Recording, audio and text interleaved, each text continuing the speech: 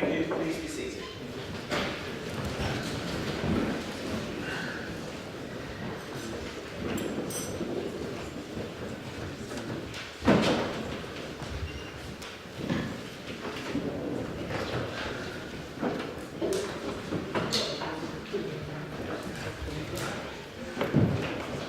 Right, once people are settled, we'll move on to item 1, apologies for absence. Jennifer. We have apologies this evening from Councillor Gant, Upton, Dodd, Wolf, Tanner and Humberston. I don't know of anyone else. Sharp. Yes, I just had an email from Councillor Turner to say that he'll be late, but he should be here by 6:30. Lovely. I believe there's a report for him later in the agenda. We may transfer back to allow him to address that when he arrives. We now move on to item 2, declarations of interest. I'll kick off with the leader. Thank you, Lord Mayor. Yes, I'm showing interest as an employee of Oxford University Hospitals. We have a motion later on the agenda which, if we get to it, will give me a pecuniary interest, so I will withdraw from the chamber that. Any other NHS employees? Yes, those with me. Lovely. Any others? And Richard, Tarver? Any others? No? Okay. I should declare an interest in the motion that I'm moving in relation to legal aid, and as I am a practicing barrister and some of my cases are legal aid cases, I would hope that does not disqualify me from speaking on the subject, but I thought out of caution I should simply mention it at this stage. I would hope that it would give me expertise. The problems that I will be referring to essentially do not concern my work, and I do not believe that I stand to gain a pecuniary advantage in the foreseeable future from the passage of the motion. Anita.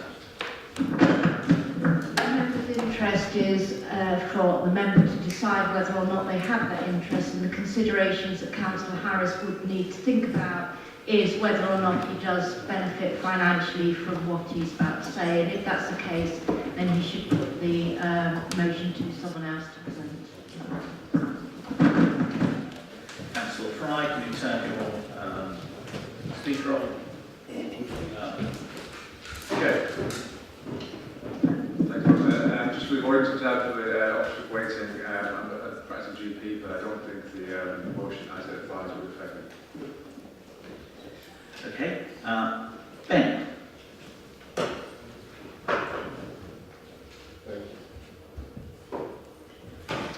Thank you, Lord Mayor. I just want to start by offering my profound regret and a reserved apology for sharing posts that have caused offense to many people, including my constituents. And fellow councillors, and the party, and the wider public. I acted naively and with very poor judgment, and I wish it had happened. I referred myself for investigation so that the issues could be looked at, and I welcome the outcome of that independent investigation and the recommendations within it. I have reached out to community groups to say again how sorry I am. As a councillor from Oxford Black and Minority Ethnic Community and a role model, it falls to me to lead the fight against racism, anti-Semitism, and homophobia. Not to do anything which would actually encourage the growth. I want to see a society where these forces have no place. So I will now work doubly hard to make this happen. I have personally apologized to Councillor Michaelis for the hurt and distress caused to him and his family. With those references in the post to cancer. I myself have suffered bereavement and losses of friends and family members with blood cancer and other diseases. I have reflected that to trivialize that this disease was and is completely unacceptable. I personally have very high standards, and I deeply regret not meeting such standards on this occasion. I know I've let myself and many other people down. To make amends, I commit myself to serving my constituents in Live Valley, the Labour Party, and the City of Oxford, and never to behave in a way which reflects such poor values and judgment again. I would like to conclude by again offering my own reserved apology to all in this chamber, my constituents, friends, and colleagues in the Labour Party, and the wider public. Thank you. Thank you. We now move on to item 3, minutes. That's on page 17 of the main agenda. We are looking for accuracy only. Pat. Yes, could I raise please on page 19 is a reference to my role as Old People's Champion. I think that should read as Older People's Champion. Thank you. It's all relative. Thank you. Excellent. Okay, unless there are any other comments on the accuracy, we'll take those as an accurate record with that one change. Okay, I'm hearing no dissent, so we will move on to item 4, appointment to committees. Shyster, I believe you are speaking to this one. Okay. We have an appointment to Parish Council Standards Committee, sorry, Victoria Hancock. That is being proposed. All those in favour, please show. Not quite unanimous.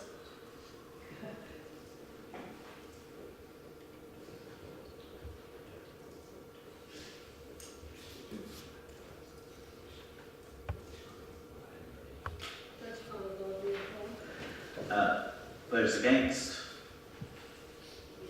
None. and abstentions. Okay. Thank you. Okay, we move on to item 5, announcements. I've had a very enjoyable time attending various events. I've also, as you probably heard, suffered a snapped Achilles tendon and pulmonary embolism, but less said about those, the better. Fortunately, I think I've only missed 2 narrow events as a result of that. So things have been relatively quiet over August. Thank you for all your messages of kindness and support and good wishes.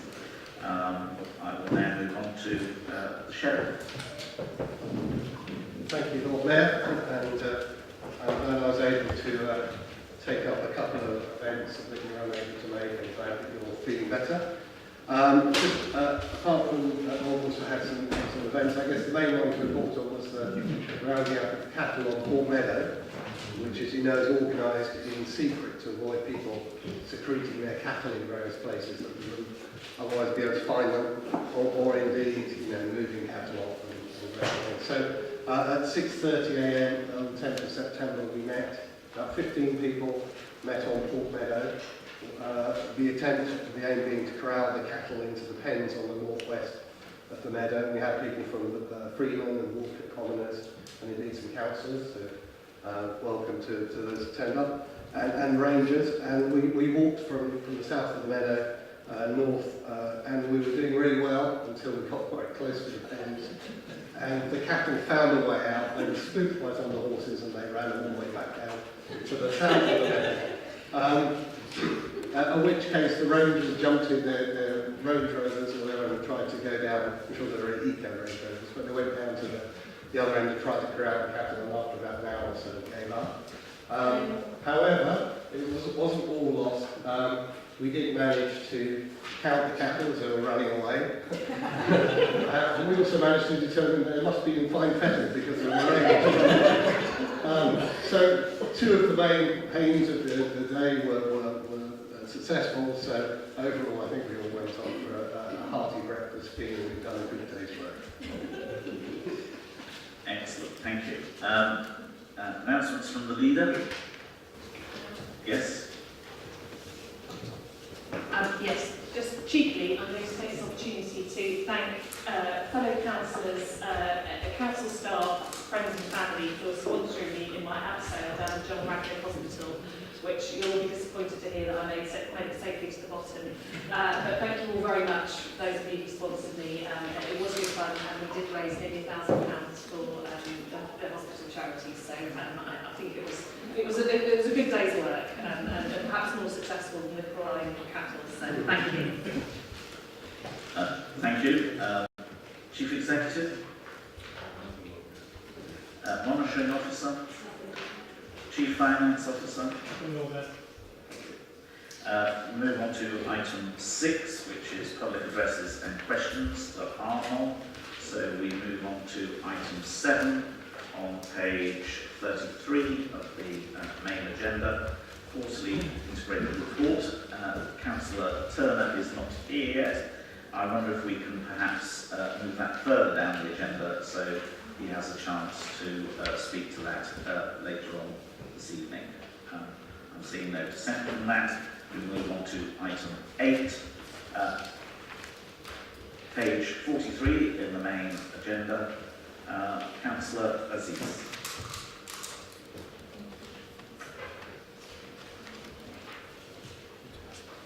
I wanted to second this motion. NHS staff are the backbone of our system. I think you're proposing it actually, but that's quite right. Dispensations localism act.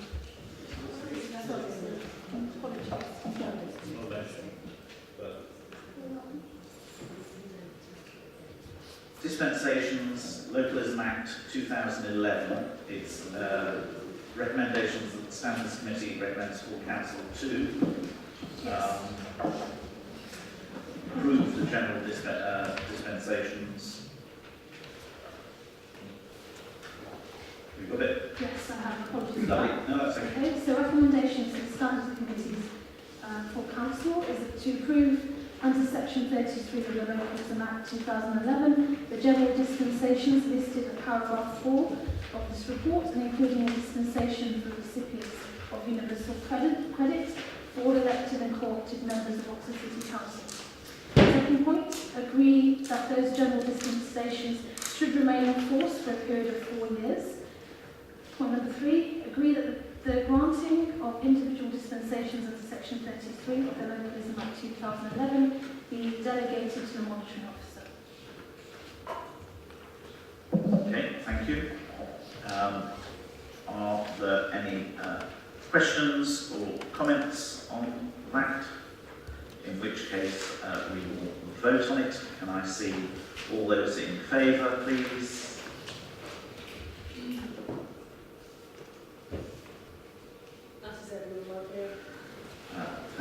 Thank you. We now move on to agenda item 9, and I am on page 47, unusual position of calling on myself to address committee. On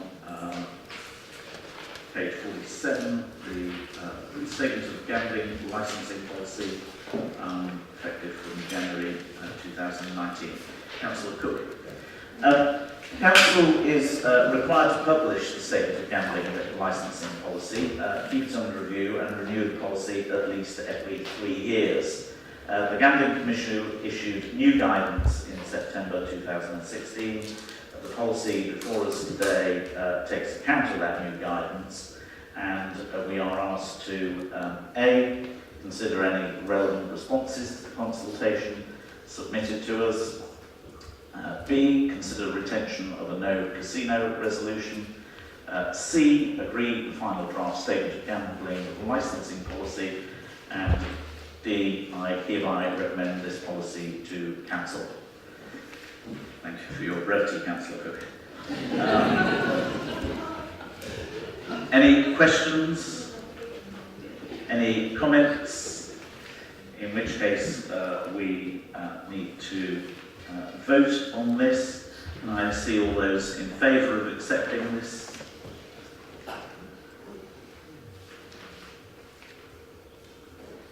That's all but two. Any against? And abstentions? Two abstentions. 2 abstentions. Thank you. Thank you. Now move on to item 10 on page 97 of the agenda, main agenda, Park Planning Commission, Councillor Hollingsworth. Thank you very much, Lord Mayor. I will endeavour to be brief, but there is an update which will take a little time. The report outlines the situation that in 2013, when the Outline Planning Commission was issued, the normal clause giving a fixed time limit for the reserved matters applications was not present in the decision notice for the applicant, as a result of which the now standard figure laid down by government has applied. So in order to rectify that situation in the most efficient way and at the least cost to the public purse, as a scheme we are proposing, or I am proposing to you, to make a modification order under section 97 of the 1990 Town and Country Planning Act, which I assume that everyone is familiar with, and to delegate responsibility for that to the current Development Management Services Manager, soon to be acting Head of Planning Services, who is Adrian, who is sitting on the table. Put your hand up, Adrian, so just people know to whom they're delegating. That's him there. The update relates to paragraph 6, an oral update was promised. I have lawyers and planners on hand, so if I steer off piece at any point or look as if I don't know what I'm doing, I'll interrupt. The issue that we needed the update on was whether or not a new environmental statement would be required. The officers have carried out a screening process, a screening assessment, to see whether this variation of section 97 of the 1990 Act does indeed need a new environmental statement, and their conclusion is that it does not.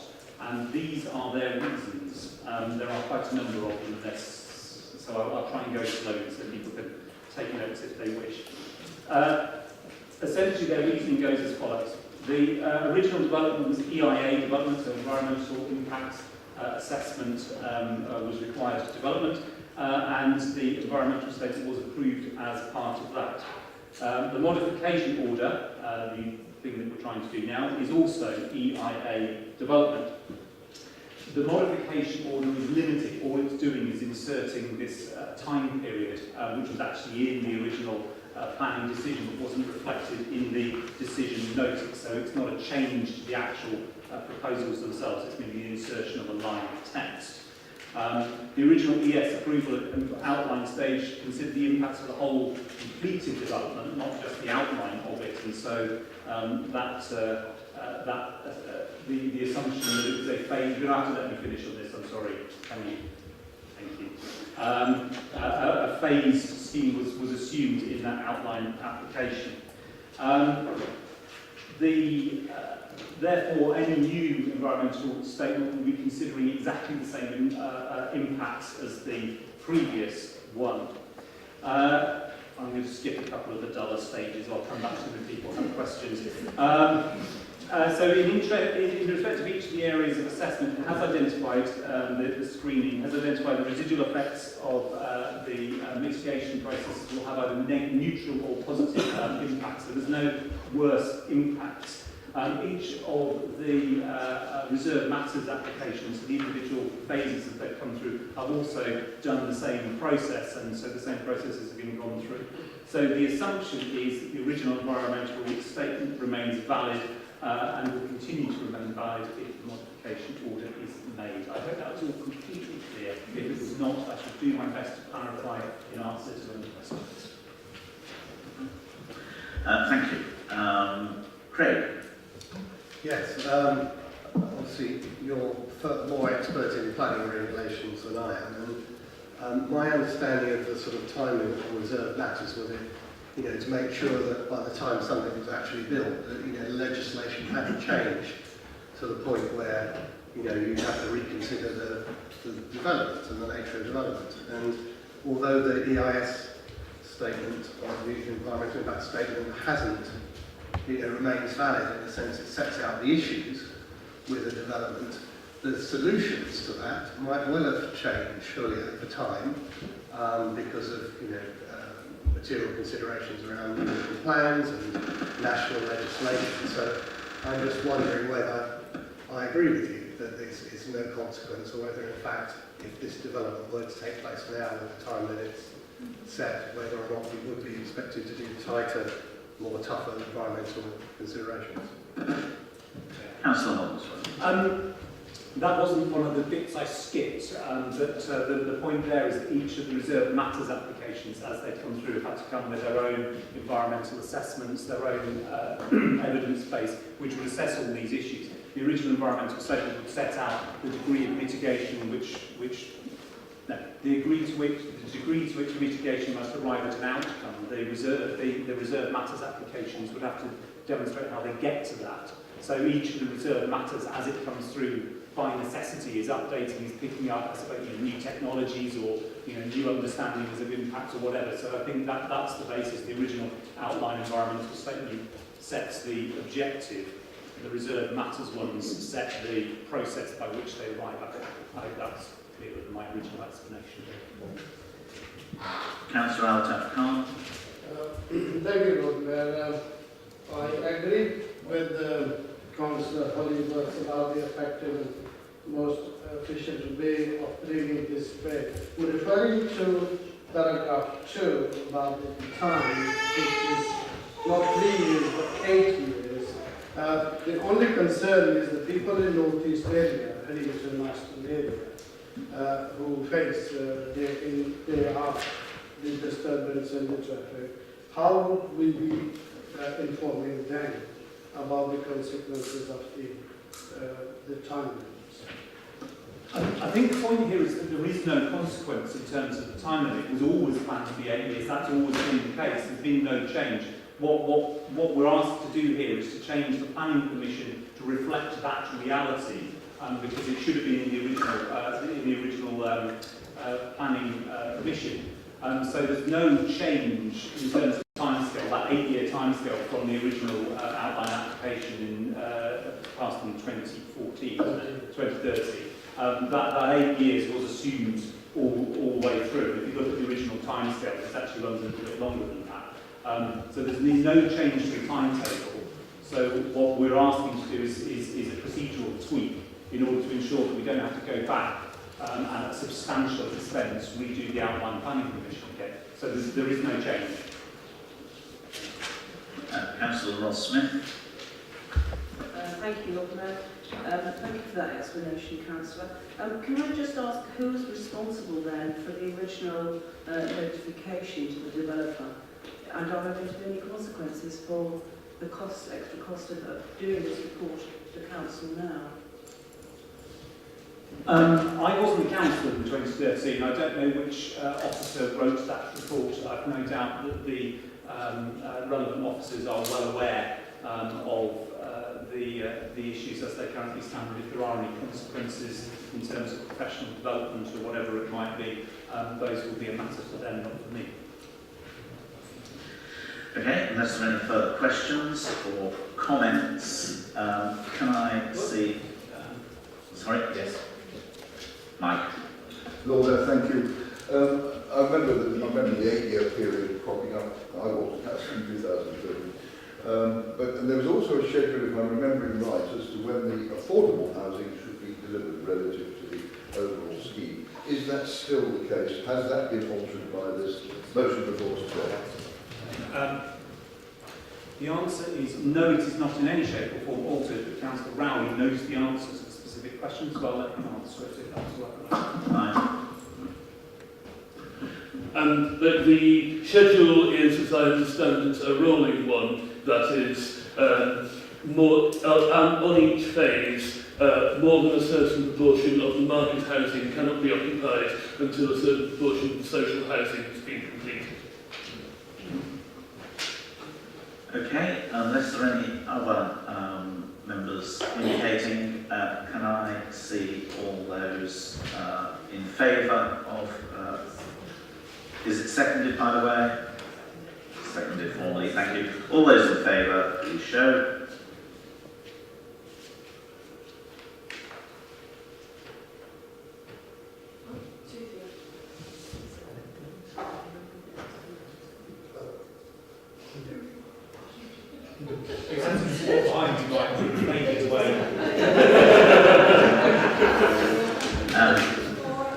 Those against and abstentions.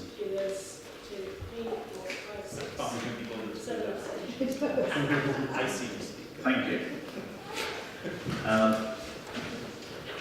We now move on to item 11, City Executive Board minutes on page 101 of the main agenda, CB of the 14th of August. Do we have any questions on those items on the 14th of August? And any comments? We move on to the 18th of September. Can I see any questions on those items? Craig. I guess a question for Linda Smith on that. That's not mine, I think. This must be something else. Question for Linda Smith on the Fusion Lifestyle recommendations from the Scrutiny Committee. And so thank you for agreeing to give an assurance that there'll be an audit on the matters. I think you'll agree with me it's potentially very serious. And so we're shaking your head that this is potentially someone who's, and I say allegedly, falsified data provided to this council on performance metrics at their facilities. And on that basis, we have awarded further extensions to the contract. So it is potentially serious. Now, hopefully it's not going to turn out as a simple explanation. But I just wanted to make you aware of the seriousness of it, which I thought you'd agree with, but you're shaking your head. But also to ask you what progress has been made on setting up that audit. So, Councillor Sims, I don't agree with the seriousness of it. It's the first time I've heard about the allegations of falsified metrics coming forward. I don't share those concerns. But the recommendation came from Scrutiny for an audit of the participation data and financial data, and we already scrutinised that data in-house already very thoroughly. But there was a request for an independent audit, and I was happy to support that. We spent a lot of time looking at these figures. I spend a lot of time looking at these figures. Council officers spend a lot of time looking at these figures, and Scrutiny wants to spend a lot of time looking at these figures as well. So it's absolutely right that we have cast iron confidence in them. Okay, any more further? Yes? I think on the right one, item 63, on the executive board, the negative. Yes, page 108. Thank you. Just to note considerable gratitude, at least on my part and that of my colleague, to the various members of the Neighbourhood Forum who spent what feels like a very, very long time indeed putting this together, and gratitude equally to the City Executive Board for helping it on its way. Here's hoping for a good result in the referendum whenever it happens. Okay, thank you. So Unless there are any further comments on either of those sets of minutes, we will move on to the briefing note, item 12, questions on notice from members of council. First one is to Councillor Clarkson.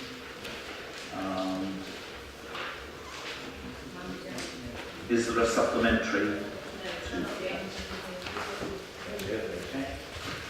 Second question to Councillor Chapman. Is there a supplementary? Working from the right sheet. No.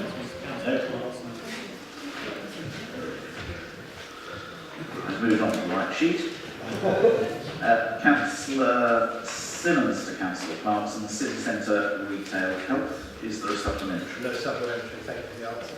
Thank you. Councillor Simmons to Councillor Clarkson, Covered Market. No supplementary, thank you. Thank you.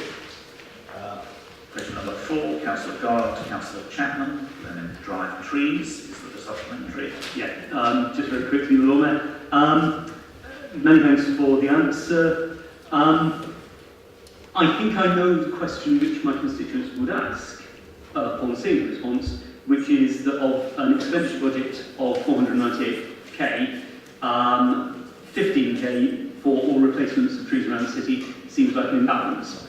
There may be excellent procedural or organisational reasons why that is the balance we've got there, but could it be explained why so relatively little of that largest expenditure budget is aimed at replacement?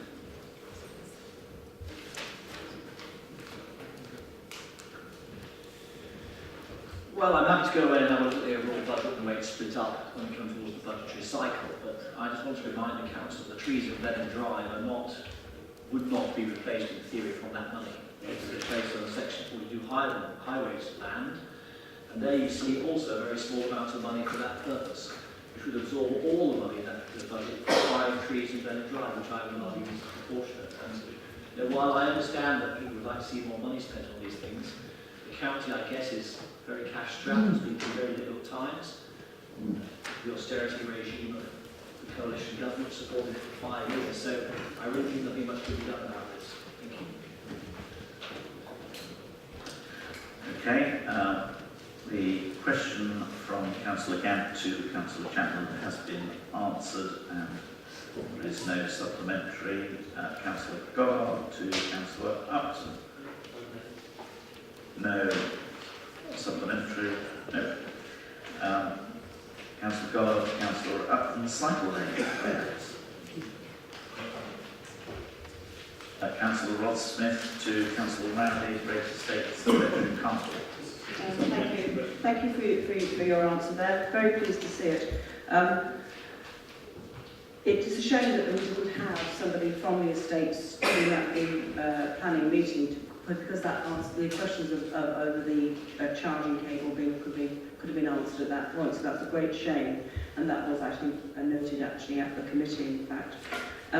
What I'd like to ask though further, if I could, is the suggestion was also made that perhaps if we are encouraging green forms of transport, that when we're putting in cycle racks, we should consider also making those covered cycle racks, because it has been shown that when there are covered cycle racks put in, their usage goes up. So I do hope that could be taken on board as well, Councillor. Thank you. Yes, these considerations are always taken into account. A good example is the New Leeds Leisure Centre, where there are covered cycle racks which are indeed well used. Obviously there has to be a cost-benefit analysis, but we will always consider such things. Councillor Gotch, Councillor Hollingsworth. Thank you. Thank you for a very comprehensive reply indeed. Thank you. You will be aware, though, that the situation is fluid, and we have a present application at the moment which includes housing, which says no declared intent on building affordable houses. That's a great pity, and no doubt it will be subject to change, but would you accept that, in spite of what you call policies and definitions, that not all of those, at least initially, taken on board? I'm sure Councillor Hollingsworth in answering will not refer to a current planning application. I will use this opportunity in saying yes, the actual question at the end, that all members need to be very careful about expressing opinions on live planning applications on which they may sit. Councillor Dodd, I think, is steered close to the wind but not into it, and I advise all members to perhaps steer a bit further away from the wind when considering their public statements. Thank you. Councillor Simmons, Councillor Hollingsworth. Thank you for the comprehensive answer, and indeed you're correct to pick up the errors in the original report, not in my question. I guess my point was, and thank you for agreeing to provide the data, and I share your concerns. I guess the issue is whether or not we can do anything in the local plan to sort of mitigate in any way. Clearly we can't oppose the policy, but is there anything at all we can do in the local plan to mitigate? Basically, no, and that's the gist of the question. This is permitted development. I think well, I think the TCPA put it best. You know, this is absolutely shocking. The outcome of this. I think many people describe them as, you know, the slums. It's not even the slums of the future; it's the slums of the present that have been built as a result of this. The government first introduced this as a temporary change to permitted development rights. I normally say move things back to coalition, but I'm not, because the Democrat element of that coalition opposed it then and opposed it in the 2015 general election, so I won't blame them for this. What is particularly shameful is that the government, having seen the appalling standards that were being created by it, didn't cancel it, but actually made it a permanent change to permitted development rights. So no, we can't. I think what we can do is continue to publicise these issues, to raise concerns about them, as you have done and others have done, and make clear that developers who take advantage of this shameful loophole, I think, you know, people will form their opinions about those developers and what they're doing. Thank you. Councillor Garland, Councillor Hollingsworth. Thank you. Councillor Harris to Councillor Hollingsworth.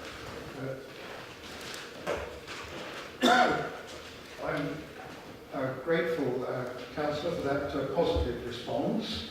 Could I just ask whether the part of the answer which says that I should consider applying my ward budget to the issue, and this might be persuasive to the County Council, is based on any estimate of the cost of carrying out this extension, or whether it's simply a rhetorical flourish. And if it is based on an estimate, could I be sent that estimate?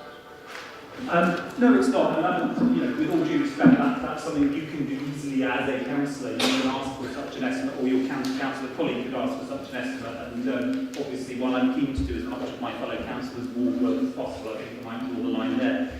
The serious point, though, and myself and Councillor Ryder Willington have done this. We had a scheme in Broad Street, which basically came forward and has now been nominated for an Oxford Preservation Trust Award for the quality of the scheme, replacing the traffic lights outside of King's Arms with the raised platform roundabout, which has massively improved cycle safety as well as being aesthetically better. We've put in a substantial amount of our ward budget to that to turn, you know, a bog standard scheme into a really good scheme. Councillors Hayes and Azad are looking at providing a pedestrian crossing on Moral Avenue using that particular route. My assumption is that, as we know, County Council resources are short. They won't work up steam and there's no likelihood of funding. Councillors coming together and say, look, we'll put something in towards this, really does make a difference to get them to work it up. So I think if you can go and say, look, you know, I might be interested, the two of you or three of you, with your fellow city ward councillors, and who's trying to avoid Councillor Landon Mills is looking shifty. But you can do that with your council colleague, and you can put together a reasonably good pool of money, and that can be pretty persuasive in my experience with getting council engineers to work things up. But you need to go to them for the estimate. just a brief announcement. Can I ask people to turn off their mobile phones or switch them to silent mode? The next one that goes off will be making a £10 donation to the Lord Mayor's charities. Thank you. Councillor Ross Smith, Councillor Wainsworth. Thank you. Thank you for the response. Although I'm a little bit surprised to see it says where officers are targeting a particular area for significant performance activity, they are already notifying the ward councillors. Myself and my fellow councillor for Quarry and Risinghurst were not informed that there was going to be a mass of letters out to residents saying that they were going to have a visit from planning enforcement officers, and I understand my ward colleagues in Paddington were also not informed there was going to be a mass of letters out in their area either. So that needs to be rectified if it could please.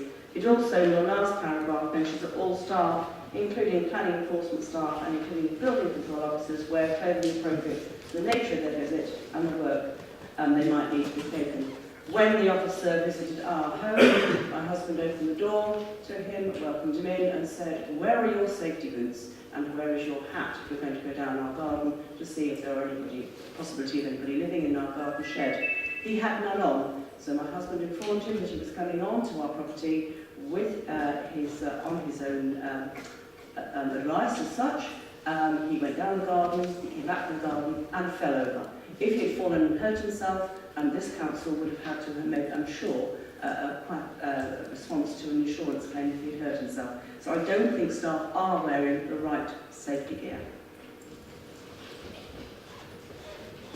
Well, that may be your husband's opinion and your opinion. But the opinion of the officers who manage those is that appropriate safety clothing is provided, that clothing appropriate for a visit is worn, and officers are advised to that effect.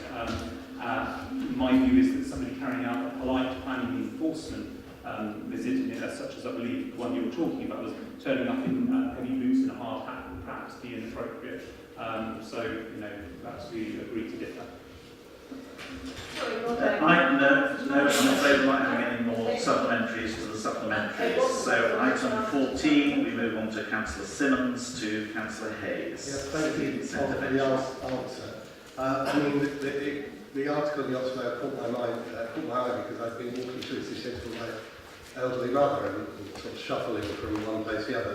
And it did occur to me at the time that the benches haven't been well thought out in the city centre in terms of their spacing for people who do need to rest regularly. And my concern is that moving benches from private entry, and I haven't seen to where the new benches have been installed or going to be installed, as to whether or not thought's being given to the spaces of the benches rather than just moving them from places that might be causing problems to clustering around the trees, as it sounds in the centre, so it wouldn't help the elderly. So I'm wondering if you can ensure that thought's being given to a sort of chain of resting points, as it were, throughout the city.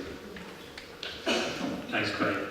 So more benches that have been removed have been put in situ by my sector.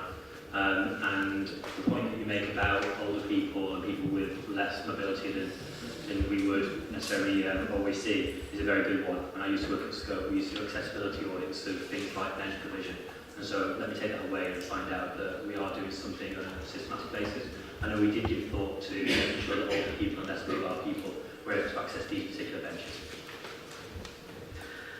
Councillor Harris to Councillor Hayes. Yes, I'm grateful for the answer and the assurance that blue badge holders will be exempt. I did write to you, Councillor Hayes, by email about 3 weeks previously asking that question, and you didn't answer. Will you please answer my emails in the future?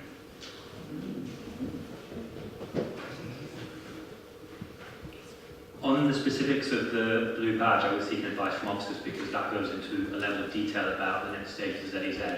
I will make sure that I answer your emails as promptly as absolutely possible.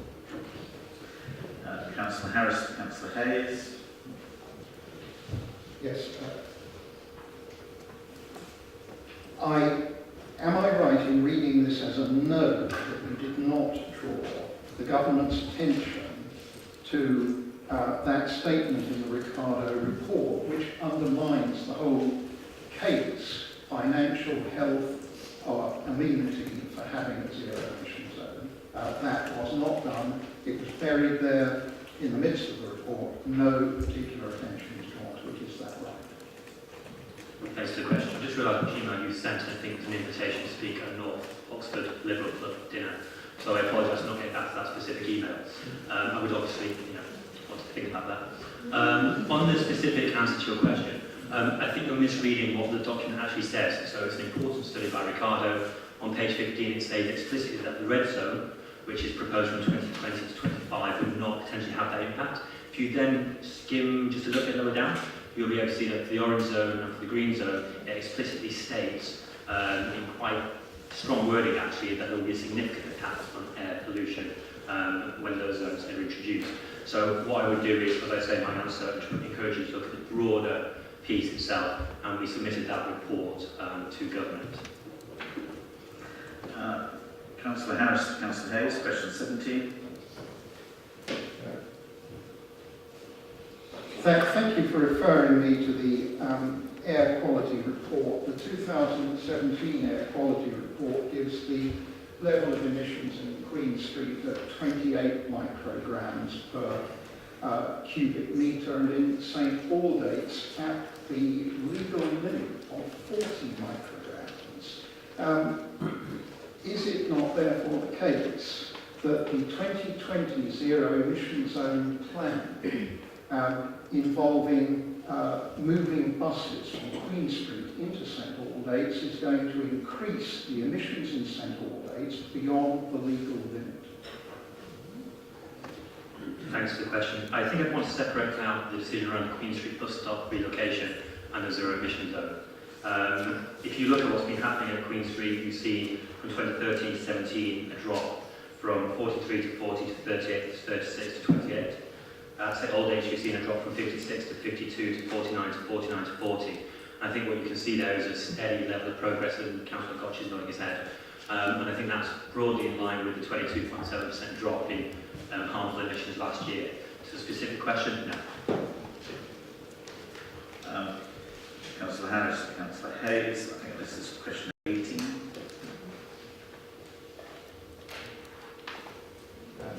I know something. Question 19, Councillor Harris, Councillor Hayes. Do you have any kind of timescale for consideration of a low emission zone? Isn't it an urgent thing to do that London's already done it? Why can't we save lives by doing that within the next year or two? Well, I want to thank the Council for appreciating that tackling air pollution is really important. We're bringing in a zero emission zone. Councillor Simmons, Councillor Hayes. No supplementary, thank you. Councillor Harris, Councillor Hayes. The charging points. Can you confirm that no parking places are actually going to be lost as a result of introduction of this trial? No existing parking spaces? So I'm reading explicitly here from, I think, a press release. Pop-up chargers only open to those with permits to use a specific parking zone. May I? No, you may not, I'm afraid. You will have to take this up outside of the meeting. Question 52, Councillor Simmons to Councillor Sim. Yeah, thank you for your comprehensive response. Thank you for your comprehensive response, I bet. I was looking over there. I was getting confused. Easily confused. So thank you for your very comprehensive. I hope in the question I did sort of acknowledge the excellent work the city's been doing, and I don't doubt that. And thank you for allowing that policy. My concern is, I think you sort of focus on the penultimate paragraph about successful integration of 30 families. My understanding is, I got this information from someone who was responsible for integrating families, but because the scheme has stopped, they've moved on, their funding for their jobs disappeared. So that's my concern, is that the resources are no longer in place for that integration. But also, I think it is a shame we're not continuing to house people, because I think we do have a centres of excellence in handling refugees, lots of support services, and so I think although we're doing more than other areas, I think we do have more facilities. Councillor Harris, I ask you to turn your microphone.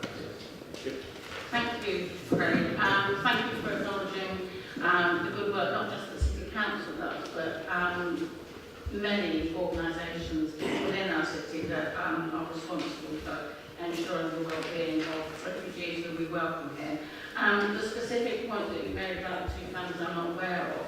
So if you'd like to, you know, after this meeting or something, give me those details, I will follow it up. I mean, I think I understand what you're saying. I do get that completely. But I think the point that's trying to be made is that we want people to be very successfully relocated and housed and looked after here, and children in education and adults in work. And my understanding is that has proved perhaps a little more time-consuming, more taxing than was originally thought. But I will certainly, if you give me those details offline, I will certainly take it up and get back to you.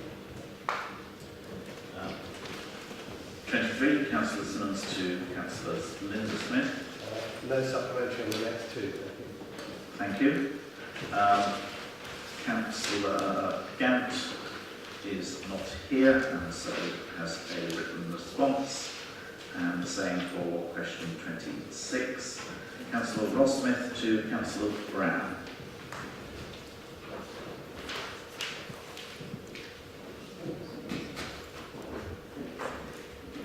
Thank you for the answer. I will do as recommended here, and meet the community safety manager. But I think that it is important that we do, as ward members, get informed of major issues within our ward, so that we are not surprised when we have a large volume of inquiries about a certain issue. I didn't feel there was actually a further question there. Would she agree? Sorry, I should have prayed for it. Would she agree on that? Well, I think I gave the answer. It is, as I already said on paper, that you know, I think that our officers do try very hard to make sure that members are fully informed in advance where appropriate. And if there are specific issues that she feels that is not the case of, then she needs to take us up with the officers. Okay, question 28, Councillor Simmons to Councillor Brown. No supplementary, thank you. Thank you. 29, Councillor Goddard to Councillor Brown. Yes, thanks very much for the response. Could we be kept up to date with the further discussions which you referred to in your response? And I think the issue now is that this is really between the county and Westgate, is my understanding. So I appreciate the point, and we are anxious, obviously, to ensure that this matter is settled for once and for all.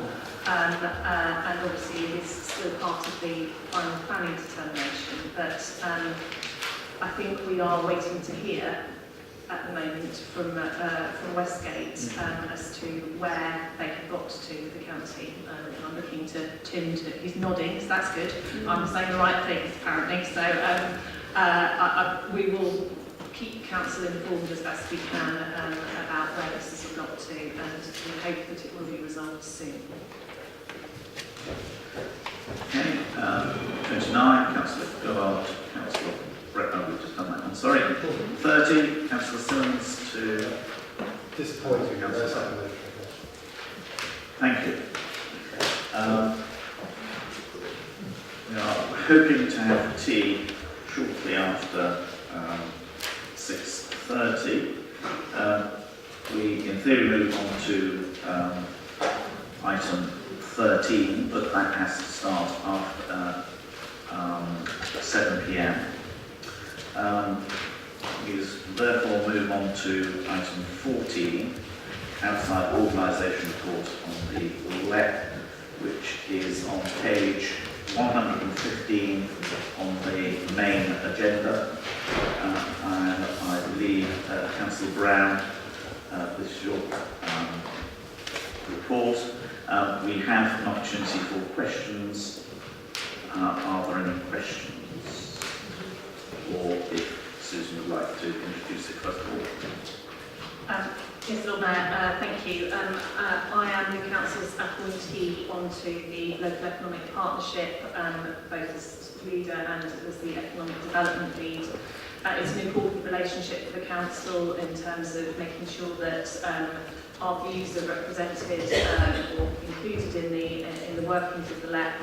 And at the moment, I think one of the key pieces of work which the LEP is doing is working on the local industrial strategy, which I've certainly been feeding into on behalf of this council and intend to continue doing so.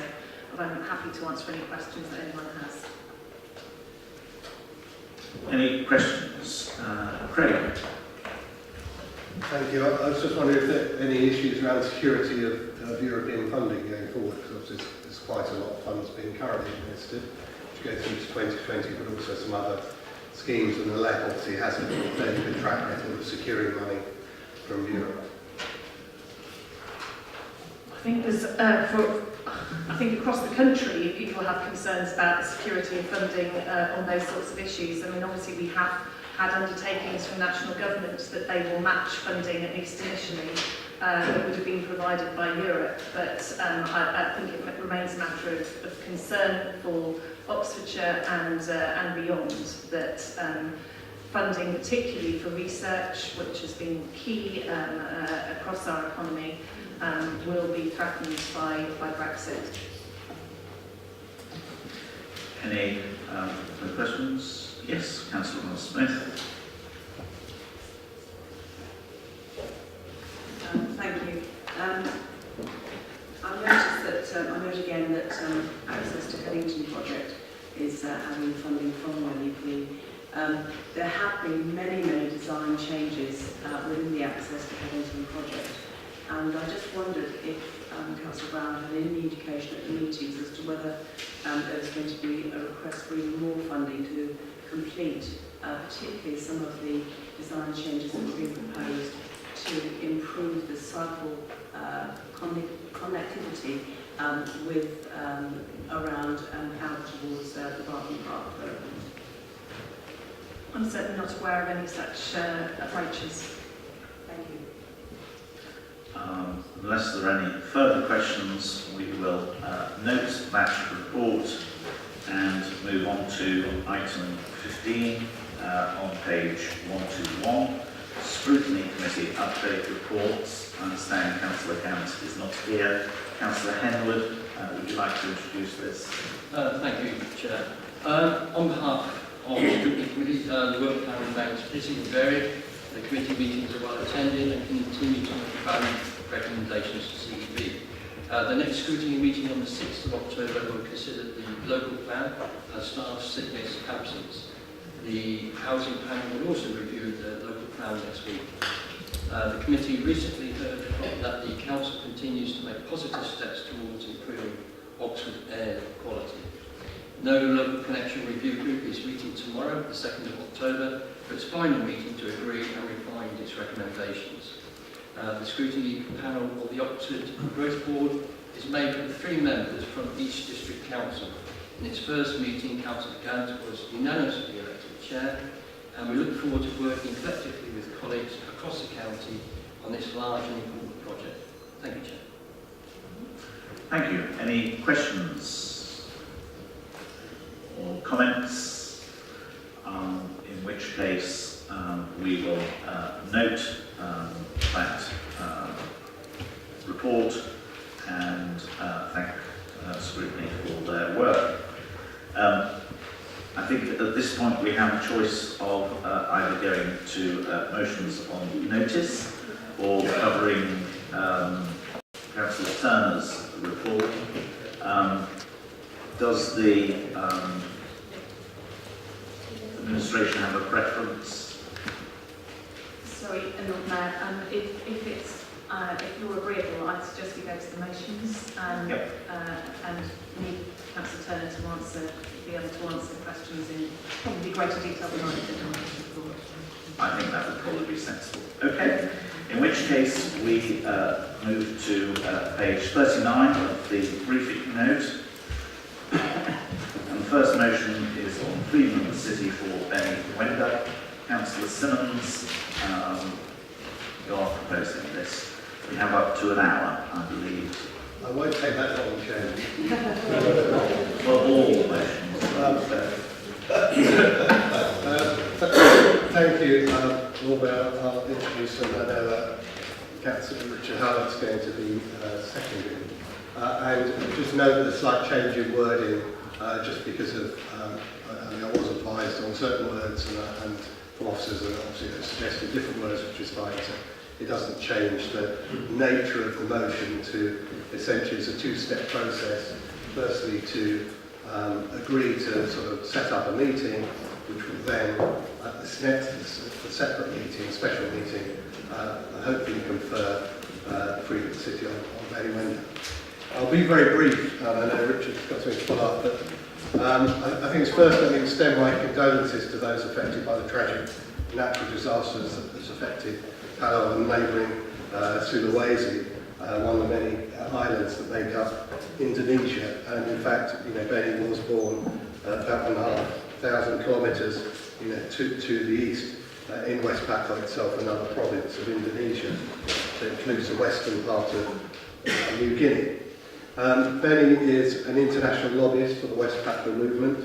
The campaign is supported by our former MP Andrew Smith, former Bishop of Oxford, Richard Harris, and many others in Oxford's political and public life, including the current Labour leader. The campaign is peacefully seeking an international supervised independent vote for the people of West Papua, something they were promised by the UN when the region was temporarily handed over from the Dutch to the Indonesians in 1969, and a promise that's still outstanding. This council already, of course, recognises the legitimacy of the West Papuan claims. On 1st of December each year, we hoist from our flagpole the West Papuan flag, something we've done for 10 years in recognition of the longevity of that campaign and its links to Oxford.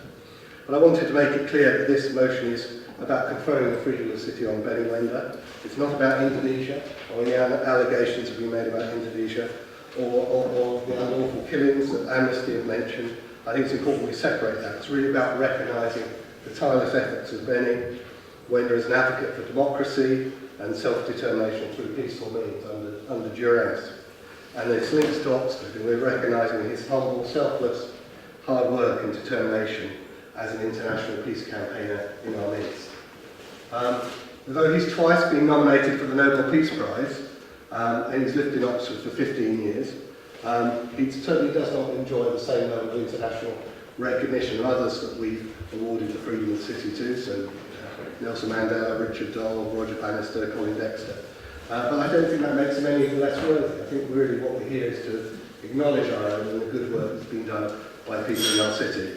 And arguably it makes these all the more in need of our recognition. And I had a lot more to say, but I just say that Benny is a person of distinction internationally and locally. He's enriched the reputation and cultural life of the city. He embodies many of the values that I believe we all hold dear: fairness, democracy and peace. I urge councillors to support this call to start the process to confer Benny Wenda the freedom of the city that he and his family hold so dear. Thank you. Thank you. You will have an opportunity to sum up, so anything you had to say earlier on can be taken then. Second, Richard Howard. Hello, thank you. I'll stay up further away from the microphone this time. Yep, so I'm very pleased to be seconding this motion. I've been aware of Benny Wenda since I moved to Oxford 8 years ago, and it's been fantastic to learn more about his campaign recently.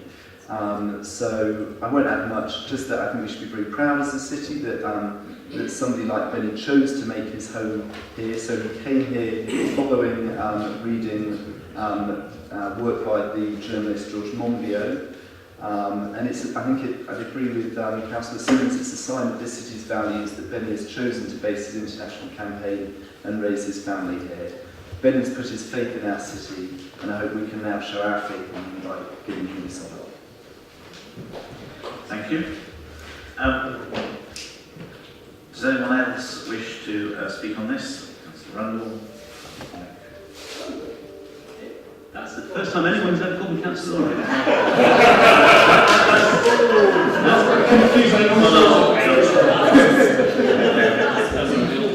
I can't remember that was a study insult or anyway.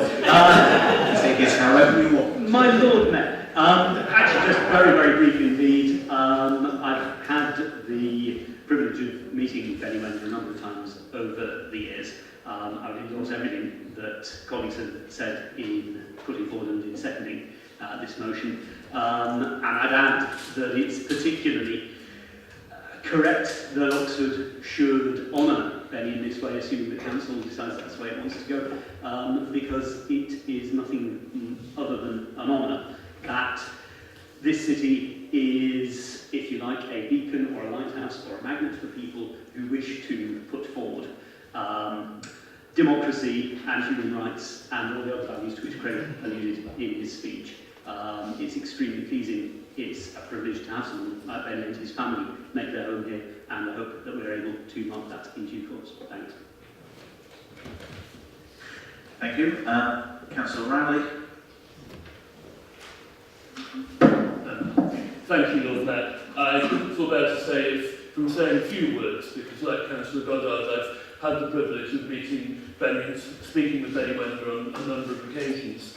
Although he may not be an international celebrity, he is one of our most distinguished citizens. And to give him the award of the freedom of our city would reflect our values, the democracy that we hold dear and try to practice in this council chamber, the fact that our city is one with many international connections. It is a city that welcomes refugees and those who suffered oppression in whatever form. It also, in a city which has a long history, much of which is tied up with colonialism, is a great statement to make that we honour the man who is leading the movement to liberate what, in fact, is one of the last colonies in the world. A colony that was promised independence in the 1960s as part of the UN-mandated decolonisation process, but instead substituted one military occupation for another. I think that it would be a great statement to make, therefore, for Oxford to honour Benny in this way, quite apart from the fact he, in himself and in the work he has done, very much deserves the honour.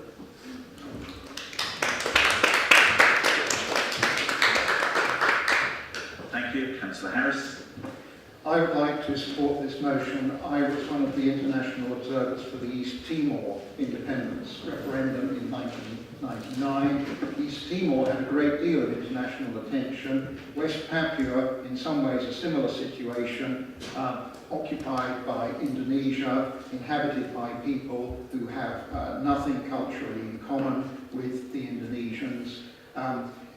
The East Timor was a very fraught and in places violent situation. Benny Wender is a man who works entirely for peaceful self-determination. That must be something we all support, so I support the motion.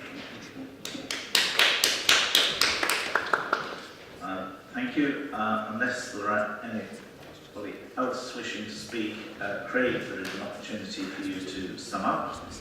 Well, thank you very much for the kind words and support. I will pass those on to Benny, and I know you very much appreciate it. And I did contact his office, and he has expressed his in his own sort of humble way, how honoured he is that we are even considering this.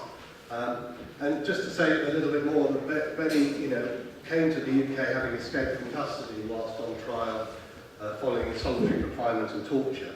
And is helped by some West Papuan independence activists across the border to neighbouring Papua New Guinea, and later helped by a European NGO with his wife, who lucky to meet up again at the refugee camp, travelling to the UK. He is a special representative for the Papuan people in British Parliament, United Nations and European Parliament. And he's recently, in 2017, he was appointed as the chairman of the United Liberation Movement for West Papua, which is a new organisation uniting all three of the campaign, the peaceful campaigns for independence of West Papua. And if you also look at it, you'll find there's a documentary called The Road to Home, which includes many of his life, which includes many scenes shot in this town hall. So again, indicating very strong links. And I think one of the things that was just mentioned is why now. All this time later of the campaign, the vote was denied in 1969. why now? Well, actually, after many years of peaceful campaigning, there's a momentum gathered, and it's interesting to hear East Timor mentioned, because this year, Vanuatu has decided to sponsor the UN process for an independence vote for West Papua, and that's the same process that led, as you mentioned, to the ultimate independence of East Timor. So finally, there is some light at the end of the tunnel, and I think it's very important at this time that we acknowledge that.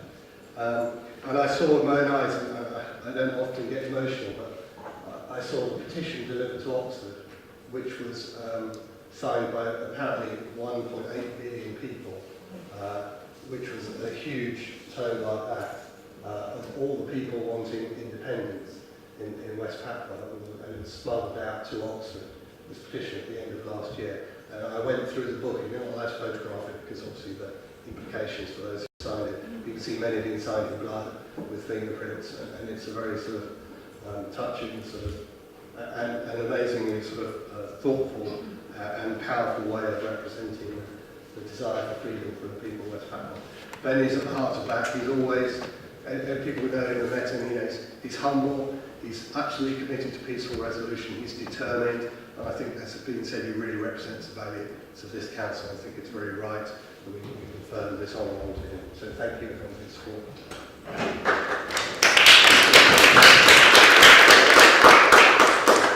Okay, we now move to the vote. Can I see all those in favour? Please show.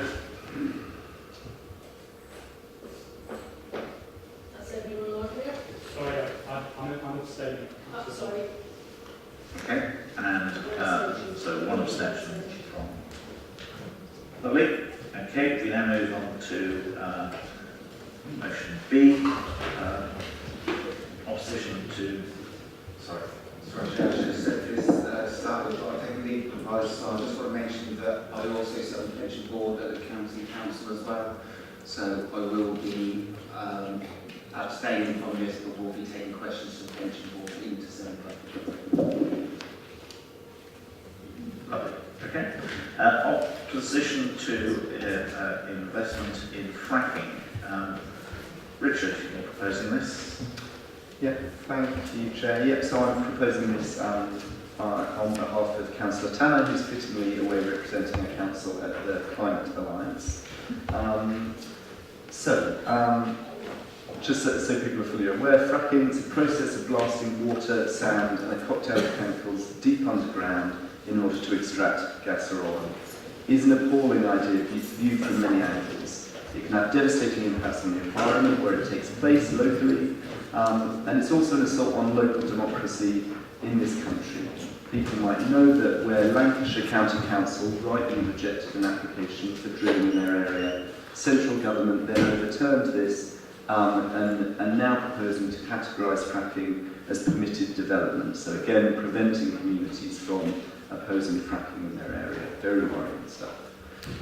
But more than anything, as we all know, just when we need to be turning our backs on fossil fuels, it's a desperate attempt to keep us hooked on a finite and dangerous source of energy by this government. So it is right that this motion calls not just for divestment from fracking, but from all fossil fuels. Pensions are about long-term security for our staff's futures. Continuing to invest in fossil fuels in 2018 is a short-termist and dangerous way to use people's savings. This money should instead be used by our county council pension scheme to fuel the renewable energy revolution we need and the thousands of green jobs that could bring.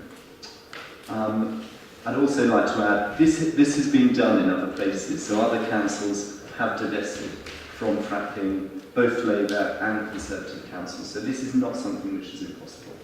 And the last thing I want to add is that I can't propose this motion without referencing what happened last Wednesday in Preston Crown Court, so people might be aware of this.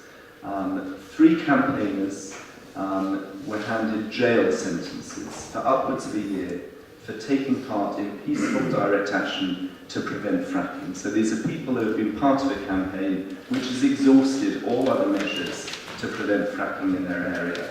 And so have turned to direct action as a last resort.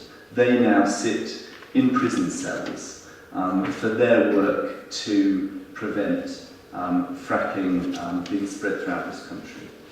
So I'm glad that today we can play a very small part in supporting a cause for which people like that have made such a huge sacrifice. So I'd urge people to support this motion.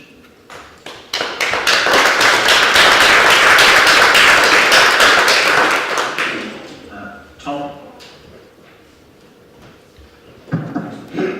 Thanks, Lord Mayor. I'm very pleased to be backing, seconding this motion. Richard has obviously laid out some of the ethical points about why we ought to be supporting the motion, and I want to lay out some of the financial reasons why we ought to. We can all make the case that fracking has harmful effects on people and the planet. We can all acknowledge that climate change is happening. We can probably all agree that we urgently need to halt the dangerous rise in temperatures. But there'll be many who struggled through the summer's heat wave. There'll be many who saw the fingerprints of global warming in that heat wave and who will dread next summer's discomfort. And there'll be many who question this motion, including among the 200 employers and their staff currently contributing to the county pension fund. They're the people that we need to be reaching. These people will be asking why on earth this council wants to ditch fossil fuel investments from a major pension fund. Surely, as councils, we know the risk. What right do we have to force pension fund members to take that risk and potentially see the value of their pensions crash through the floor? We have a job to do. We need to point out that it's we, not our opponents, who are dealing with reality, that this motion is an important moment. We need to reframe the debate about sustainability and growth by explaining the ethical reasons for fossil fuel investment, but also the need to especially emphasise the growing financial risks of investing in fossil fuel companies. The value of those companies' shares is linked to the prevailing assumption that all fossil fuel reserves will be consumed. But the tight carbon budget set in the 2015 Paris Climate Agreement limits the rise in global temperatures to well below 2 degrees Celsius above historic levels. A carbon budget which is consistent with this target renders the vast majority of reserves stranded. Oil, gas, coal, they have to remain in the ground because it would be literally unburnable. So why, as a county council pension fund, would you bet on fossil fuels when you could be betting on more sustainable companies and potentially selecting a better return for the fund already? We have to show ourselves as investment campaigners to be practical, addressing the practical financial concerns of many who will already sympathise with our ethical reasons for investment. We have to make this argument as part of a wider battle of ideas. Ours is the first generation to properly understand the damage we've been doing to our planet. Unfortunately, we're probably the last generation with a chance to do very much about it in the way of transformative action. That means divesting from fossil fuel companies, decarbonising as quickly as possible, ending the habit of putting unprecedented stress on Earth's life-giving system. It also means creating a more inclusive and democratic local economy, unleashing the power of local government pensions to that end. To give an example, we've heard about Lancashire. Some 200 million of Lancashire's pension fund has been redirected into the regional economy. Building up community wealth is responsive to local communities. This motion is responsive to local communities, it being a bottom-up investment movement campaign. We shouldn't just be asking the county pension fund to ban itself from investing in something. We should also be asking it to positively consider investing in something else, something meaningful.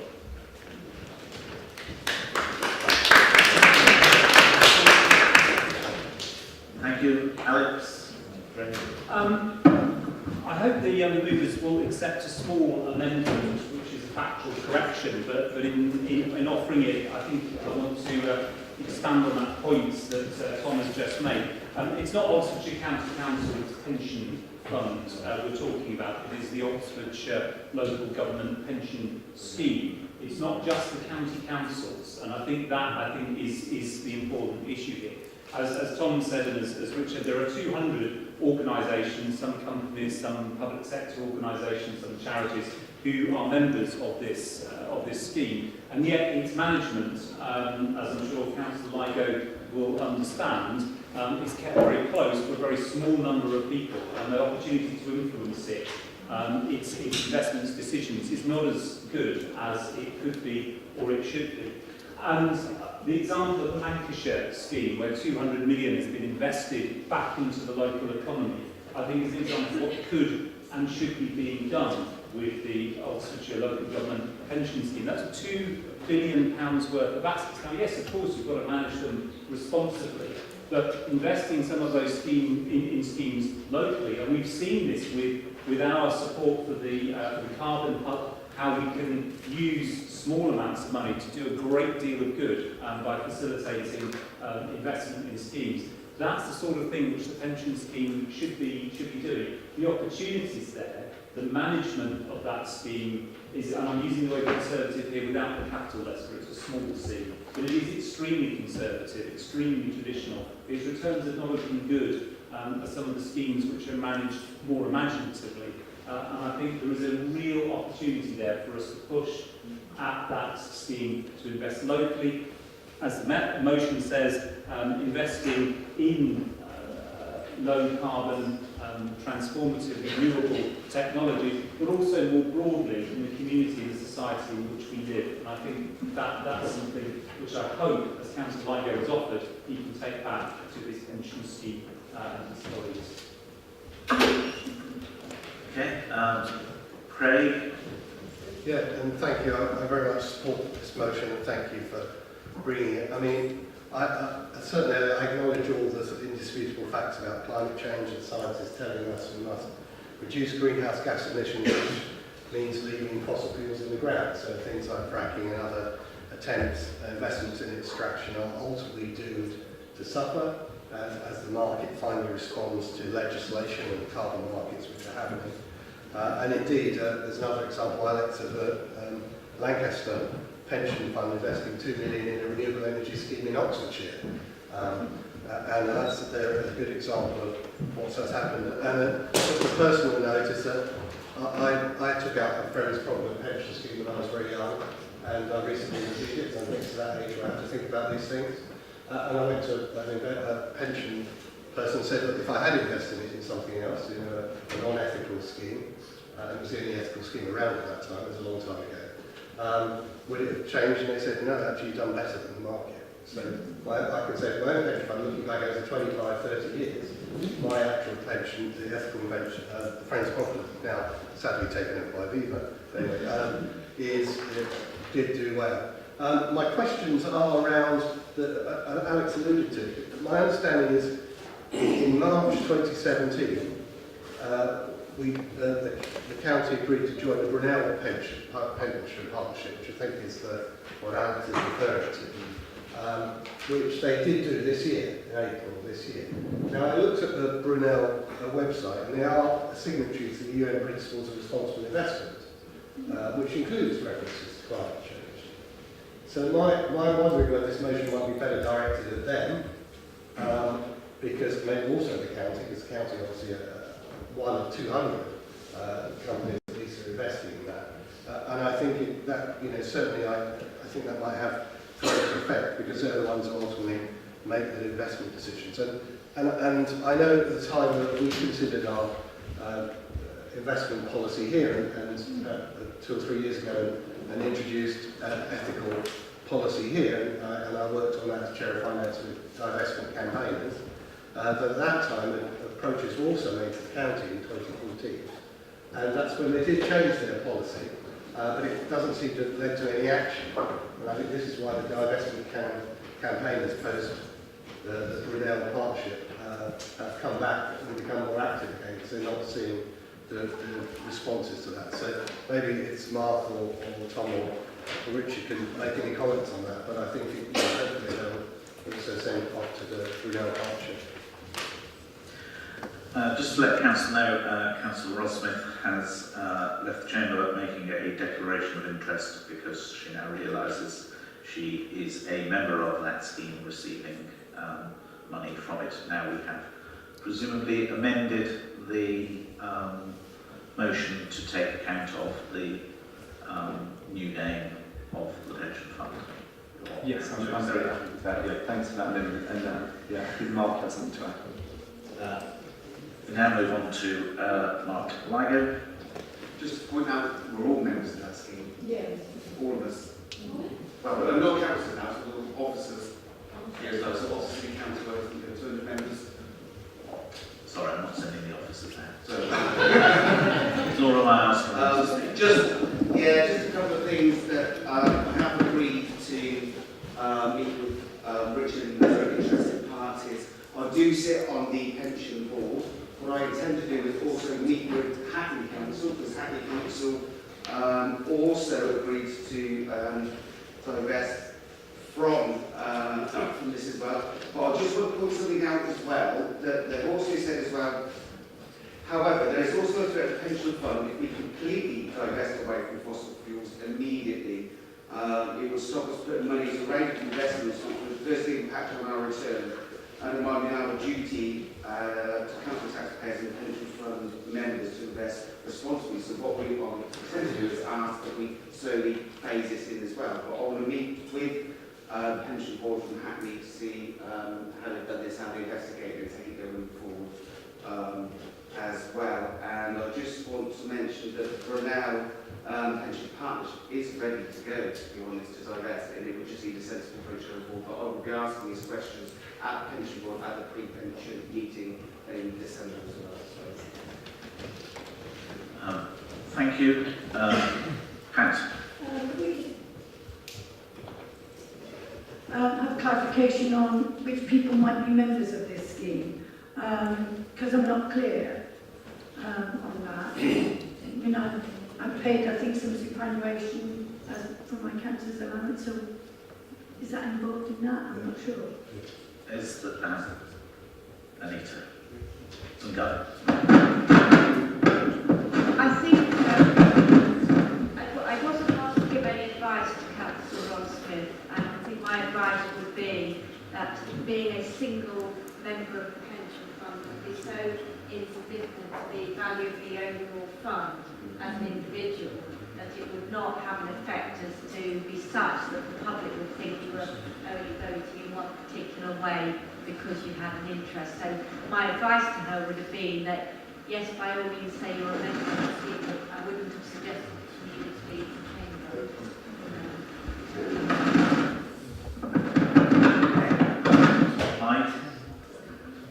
On a brief point of information, Lord Mayor, perhaps to clear up a bit of that question, my understanding is that all council employees who choose to participate are members of the scheme, and any councillor, anyone who was a councillor before, now my memory fails, it was either 2012 or 2013, when the government decided that local authority elected members should no longer be entitled to be members of the pension scheme. Thank you. Unless there is anyone else wishing to speak, Councillor Harris. I would just like to ask Councillor Liger a question. I'm genuinely undecided on this motion, and I'm very concerned about the impact on the pension fund. And I have not forgotten your comments at the beginning, so I realise you don't want to directly express a view, but is it the case that this motion as it stands could safely be passed without necessarily having an adverse impact on the pension fund, or is it the case that some further work is needed to get into that position? I think that question is more appropriately directed to the legal officers. If you wish to comment, that's fine. If you don't, Councillor Harris may be better placed going and asking that question of Councillor Ligo in person before the vote is taken, whilst Richard is summing up. Unless Anita wants to add anything. The only thing I would say is that in terms of the manager's role, the fund managers, they would have an obligation to ensure that the fund reached the optimum amount. So, you know, whilst they might not be investing in fracking, they would have to take an opportunity to invest in something else that would produce the same return. Councillor Brown and then Councillor... Yeah, I just wanted to address that particular point because I mean I think that we have a role here in this council to make known our views to the county council pension funds, but we will not be making that decision on behalf of the pension fund. That is for them to take into account, and they will presumably take the views of what we have said here, and then they will take advice about whether or not they can do it. Just by moving this motion doesn't mean we're actually changing anything in the pension funds. So I don't think anyone should have any fears about the proper management of that pension fund through passing this motion. I think it's a very important distinction to make, and I think that people should have full confidence that the pension fund will make their decision probably completely oblivious to what we do in this chamber today, but certainly not without advice from appropriate officers. So, point of personal clarification? No, I just want to know. In that case, I'm afraid not. Councillor Mills? Yes, I'd like to put forward the support of our group in general, bearing in mind for this motion. I think the problems posed by fracking are significant. The democratic deficit is significant. It's a red herring from where we should be putting our money, and it's obviously a good thing to put the diversity money into renewable energy, which I feel like it could be a sound investment. And so, subject to the amendments, we will be supporting this motion. Okay, Dan? Thanks, Lord Mayor. I wasn't intending to speak, but I just want to be clear about this. Climate change is risking the continued existence of human race on this planet.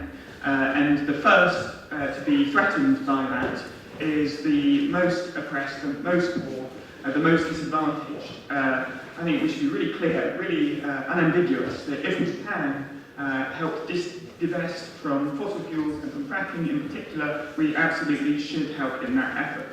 Here, we have a grave responsibility to do this. The UK has a grave responsibility. Those countries that consume by far the most amount of fossil fuels have this obligation, and I think we should be clear and ambiguous about that and step up to the plate on that. Thanks.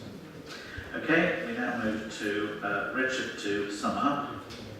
Yeah, thank you very much for those comments. I'm sorry if it wasn't clear from what I was saying at the beginning, that absolutely this is us calling on both the County Council Committee and fundamentally on the pension fund managers themselves to take into account what, our view on this. And so just to clarify as well, in the kind of action section, the bolded section at the bottom, my understanding is that we are calling on our Chief Executive to inform the Brunel fund managers of this resolution. So, we are putting pressure on them as well. I don't know, I have anything else to say to sum up, but yeah, thank you. Okay, we now move to the vote. Can I see all those in support, please show.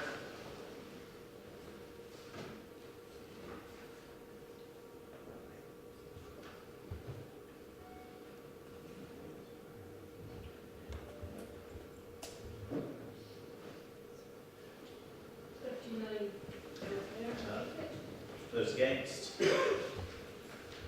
And abstentions?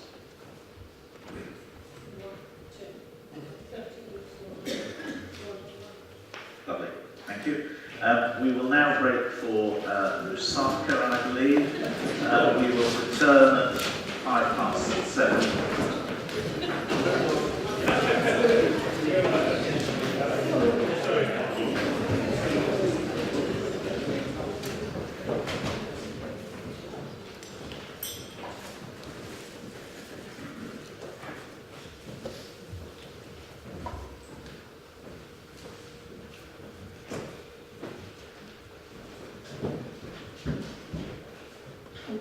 Thank you. Please be seated.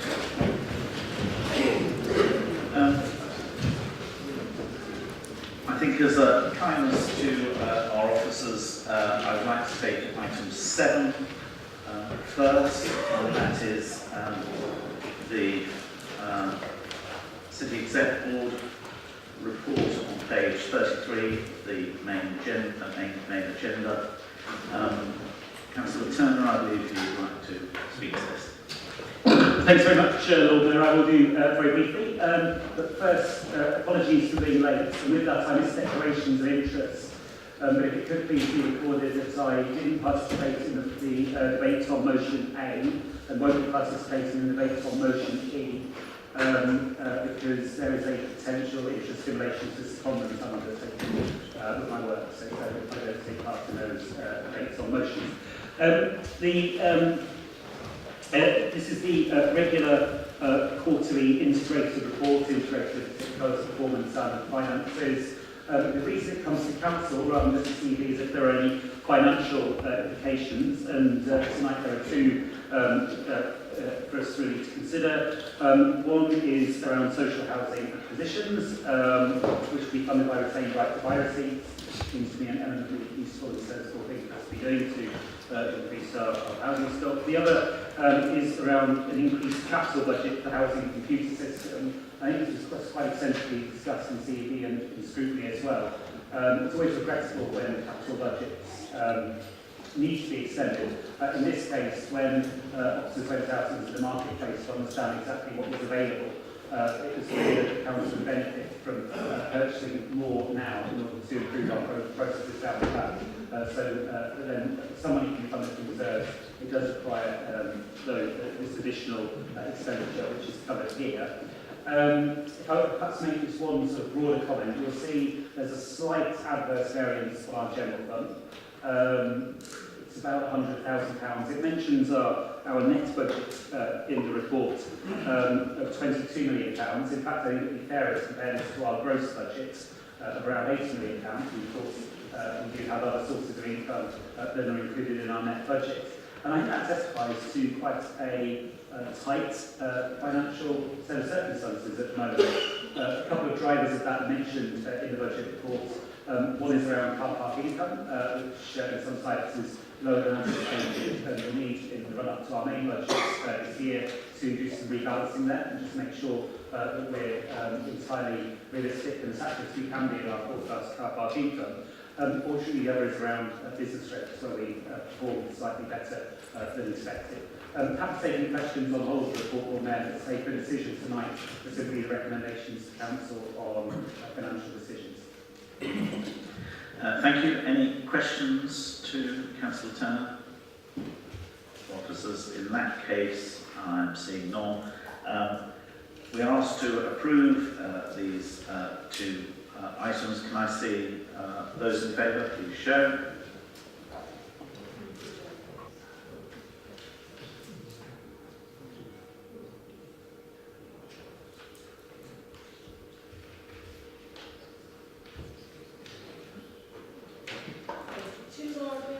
Those against?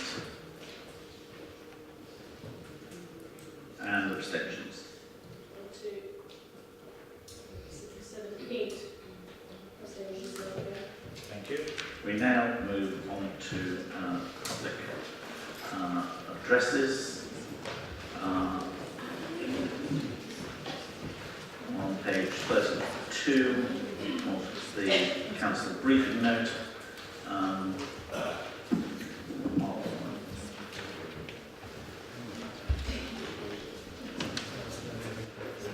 Oxford City Council has bravely offered support to the oppressed people of Palestine by twinning with Ramallah, a Palestinian city in the West Bank.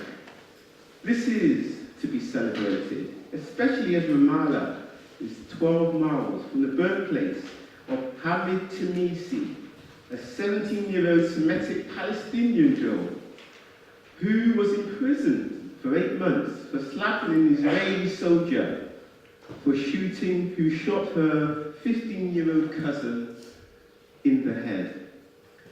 It's gone viral, and I really would encourage all you justice-loving people to watch this, because she does it full of righteous anger.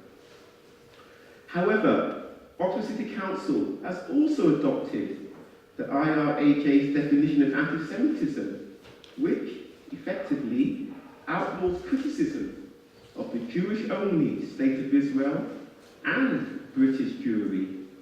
The courage of Ahmed Tamisi in confronting the Israeli military is so brave, and it requires, especially us in the First World, to speak on her behalf, because we have the liberty, and I've been here now, as many of us believe in justice. We have to speak on her behalf, because her voice is silenced. She would be here today to speak to you, but having been released from prison, the Israeli authorities took away her international travel permits and passports. What democratic measures will Oxford City Council take to make sure that Oxford people who are concerned to campaign for justice for the Semitic people of Palestine can lawfully campaign without being labelled anti-Semitic? A statement from City Council is especially important as RRHA Code interprets criticism of the Jewish-only state of Israel as anti-Semitism. Thank you. Thank you. Councillor Brown, do you wish to add anything to your written response? No. Thank you. We move on to number 2, addressed by Judith Harley.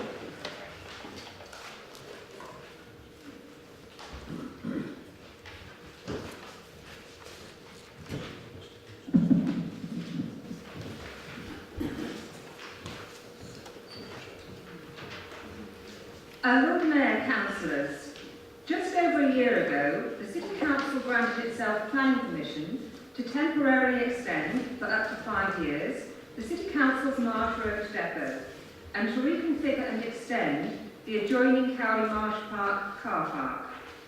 The decision notice was issued in September 2017. Condition 40 of the grant of approval states, prior to use, a management plan outlining control measures to be employed at the Cowley Marsh car park in order to prevent misuse of the car park for long-stay or commuter purposes must be submitted to and agreed by the local planning authority.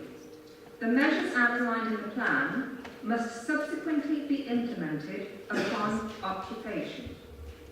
How is it that misuse of the car park for long-stay or commuter purposes does not seem to apply to employees of ODS? The car park management plan was approved in February this year. It states that the car park will be managed in line with similar facilities at other council-owned park locations, and pay and display machines will be sited at convenient points and a parking tariff will be applied. Planning officers deemed this plan acceptable and in compliance with condition 14.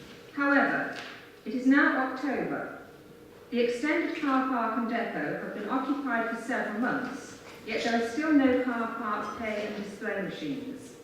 The management plan measures have not been implemented on occupation, so the City Council is in breach of planning condition 14. What will you do about this? When the expansion was debated by the CEB in June 2016, I asked about the proposed use of the extended car park. The CEB envisaged enlarging the car park for recreation users and direct service employees to reduce parking problems in the neighbourhood. Where else in Oxford has a City Council-owned public car park been declared for use by City Council employees? The City Council's stated policy is to encourage use of public transport and cycles rather than private cars. Employees of ODS should be encouraged to use public transport just like everyone else and leave the Cowley Marsh car park available for users of Cowley Marsh Park. How exactly will the Council encourage such behaviour? I asked the same question in Council over 2 years ago, and the essence of the reply I received was that the depot workers had to start so early that they couldn't use public transport and had to use private vehicles. Many residents start work just as early as ODS employees, yet they do not have the privilege of a free public car park at their disposal. Our dilemma, as acknowledged by the June CEB, is that if ODS workers cannot park in the Cowley Marsh car park, they will cause problems by parking on neighbouring streets, which they do already, especially in neighbouring Owens Way and Temple Road. On-street parking in neighbouring streets should remain available for residents and their visitors. But the only remedy from the Council to protect this is to threaten to impose a CPZ on Temple County, which residents do not want. Many properties are Victorian terraces with no off-street parking, and recent developments have minimal parking provision thanks to the City Council's short-sighted planning policies. The solution is clearly to relocate ODS. Removing ODS from the depot would remove much of the local parking problems. It would also remove considerable noise nuisance and unsociable working practices from the area. ODS have now had 1 year of their temporary planning permission. What progress have they made in their relocation plans? We would like to liaise with the City Council over the tariff structure for the Cowley Marsh car park so that local businesses, especially the Marsh Harrier and MOT business, are not adversely affected. So, in summary, the depot occupation expansion planning condition 14 car management plan measures have not been implemented, and the City Council is in breach of planning. What will be done to rectify this and when? How is it that the misuse of the car park for long stay or commuter purposes does not seem to apply to employees of ODS? Where else in Oxford has the City Council owned public car park been declared for use by City Council employees? Employees of ODS should be encouraged to use public transport just like everyone else and leave Cowley Marsh car park available for users of the park. How and when exactly will the Council encourage such behaviour? What progress have ODS made in their relocation plans, and will the City Council liaise with local residents over the tariff structure for the car park? Thank you. Thank you. Councillor Chapman, you have a written response. Is there anything you would like to add to that? Except to thank Judith Holly for her address. And I think we've answered the questions in a systematic way in my written response. Thank you. We now move on to questions in part 2. A question from Mr. Harper, use of glyphosate.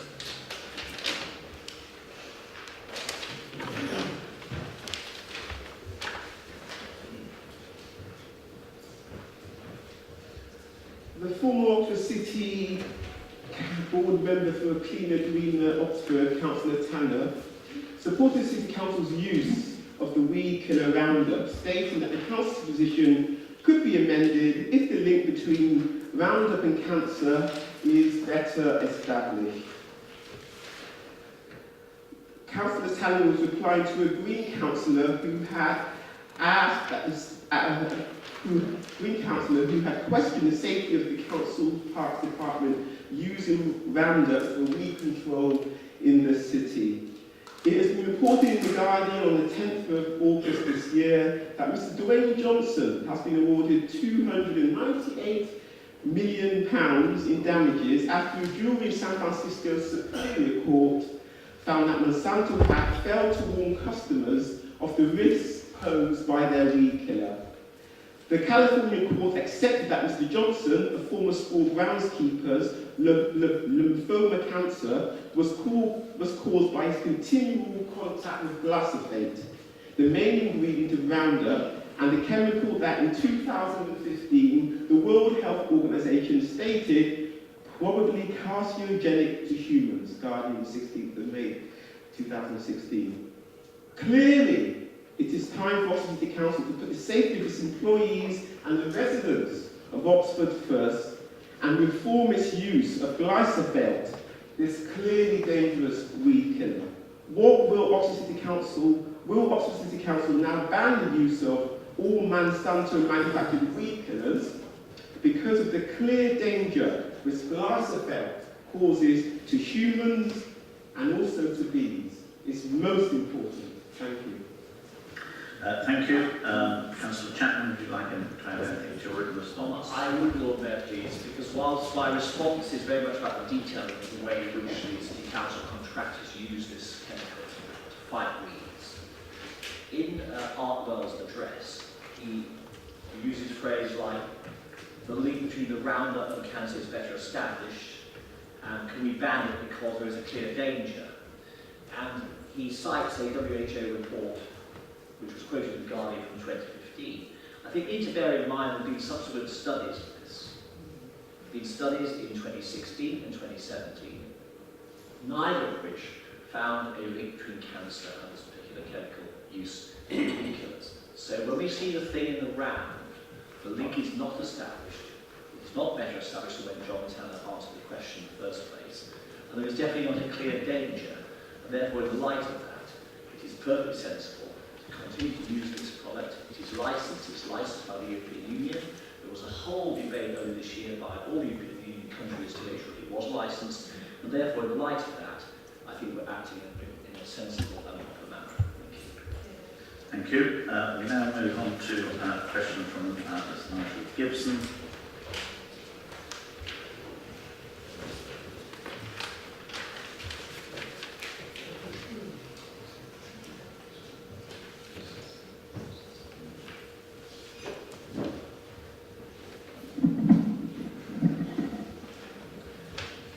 So, in 2 previous council meetings, I've brought to your attention the way in which you are discriminating against the disabled and the disadvantaged who qualify for bonus cards by increasing the admission charge by 53.85%, from £1.30 to £2.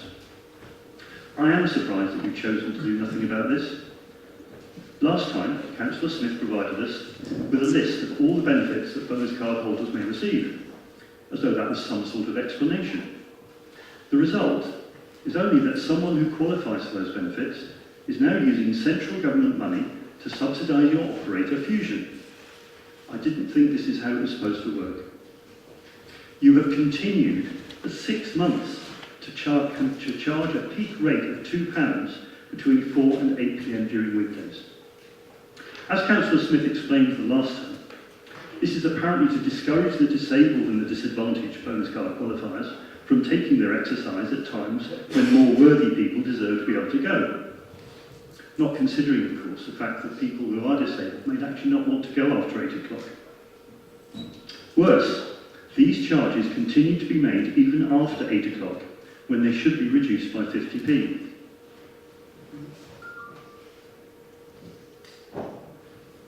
This is something that could have been fixed the first time I brought it to your attention in April. I cannot believe that the Labour administration would willingly discriminate against the disabled in this way and continue to endorse Fusion, charging more than what is shown on the price list.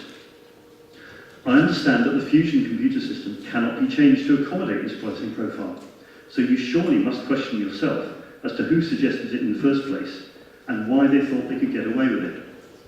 So, my question this time: can you tell me how many times people with bonus cards have been charged £2 after 8 p.m. during weekdays and after 4 p.m. at weekends since the prices were raised in April?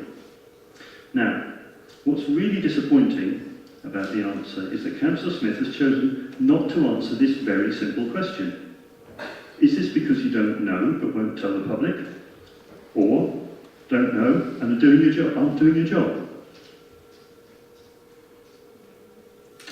Thank you. Councillor Smith, do you wish to add to the Yeah, so I will just add that I've spoken to Fusion's divisional manager who has looked at the system at the Ferry Centre, and as far as he's concerned, there aren't problems that you've outlined. So, you know, what I would repeat, I've told you this before, and I don't like coming here to address us, and I understand that, but really, if people think that they can overcharge, in the first instance, they should contact Fusion with their membership number and just the rough time of when they visited the centre, and it will be investigated and they will be reimbursed if they have been overcharged. If they're not happy with the response they get from Fusion, they can come to me or they can come to the council's performance manager. But really, there's no need for you to come to council to raise this issue. Thank you very much. But how many people have answered the We question? now move on to Haven't answered the question. business. I'm afraid you'll have to take this outside of this meeting. We now move on to the next item of business, which is to return to the motions. We move back to motions on, I think it's in the briefing note on page 39. Improving legal aid. We have up to half an hour left. We move to proposer, Councillor Harris. Thank you. I hope that this is a matter on which most members of this council will be able to agree. The introduction of a legal aid system was part of the introduction of the welfare state in the 1940s by a Labour government, with many of the ideas drawn from the Liberals. for 40 years after that, we had a functioning legal aid system. In the 80s, it was arguable that in certain areas it was being abused, but the response of successive governments of all political colours has been to throw the baby out with the bathwater by making cuts so extreme that they've amounted to abolition of the system in many areas. Rights are useless unless you can enforce them. A fair system of justice enables people without means to enforce their rights. Otherwise, in a famous phrase, the courts are open to all, like the Ritz Hotel. This must be reversed. It's an extremely unpopular, unfashionable topic. It does not attract the attention which the health service or other important issues attract. That is why it is particularly important, even though local authorities do not have direct responsibility for that system, for local authorities to send a message that the system is in a state of dramatic disarray. If anyone doubts what I say about that, I recommend a book called The Secret Barrister, published late last year, which is an extremely graphic account of the way in which the system has been so severely cut that it is very difficult for criminal defendants to be fairly and justly represented. In other areas, such as family law, it's been entirely abolished and simply is not there. And so I say it is time that this council and others pass motions to show the government that people care that this system is disintegrating. And on that very simple basis, I would ask the council to support the motion. Thank you. Councillor Ross Smith. Thank you, and I would like to second this motion and reserve my right to speak to a later point. Thank you. Dan. Thanks much for that. Just a quick question of clarification, Councillor Harris. Which government began the devastating cuts to the end? To the best of my knowledge, it's the Blair government, which made very extensive cuts. I think if we are having a debate here, it needs to be done through me as chair. We are not having questions batted around. Is there anyone else who would like to speak in favour? Councillor Sim, thank you. Thank you. I think this is a very important motion, and I'm very glad that it's been brought to our attention. Councillor Harris mentioned family law, and I think that's highly significant because it's most often the most vulnerable, poorest, at-risk people who are effectively denied their rights because unless they can find someone to advocate for them, they have no access to legal support, and I think it has a devastating impact on people's ability to manage their personal and private family lives. Okay, Craig, and then Mary. Yeah, I'd just like to support this motion and thank Councillor Harris for bringing it to us and Councillor Smith. I think the reduction in legal aid is undoubtedly leading to a two-tier legal system. It's leading to a sort of gross distortion of our legal system, whereby there's one set of rules for the rich and another for the poor.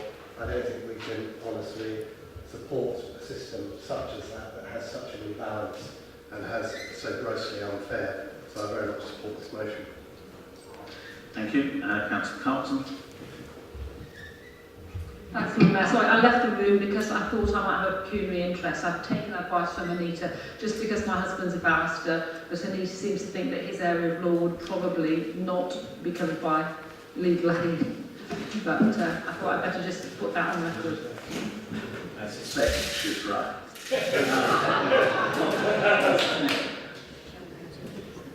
I'd like to support this motion in particular because I do think the migrant groups and the hostile environment that's been created is particularly, there are a lot of issues around this area, and a lot of those individuals do not have, they're not able to benefit from legal aid as they used to be able to, and that has actually, together with hostile environment, has really made the situation much, much worse. I urge you to support. Okay, is there anyone else wishing to speak? Councillor Smith, do you wish to take up your opportunity? Thank you, Lord Mayor, if I could, yes, just briefly. It's very pleasing to hear the support for this motion.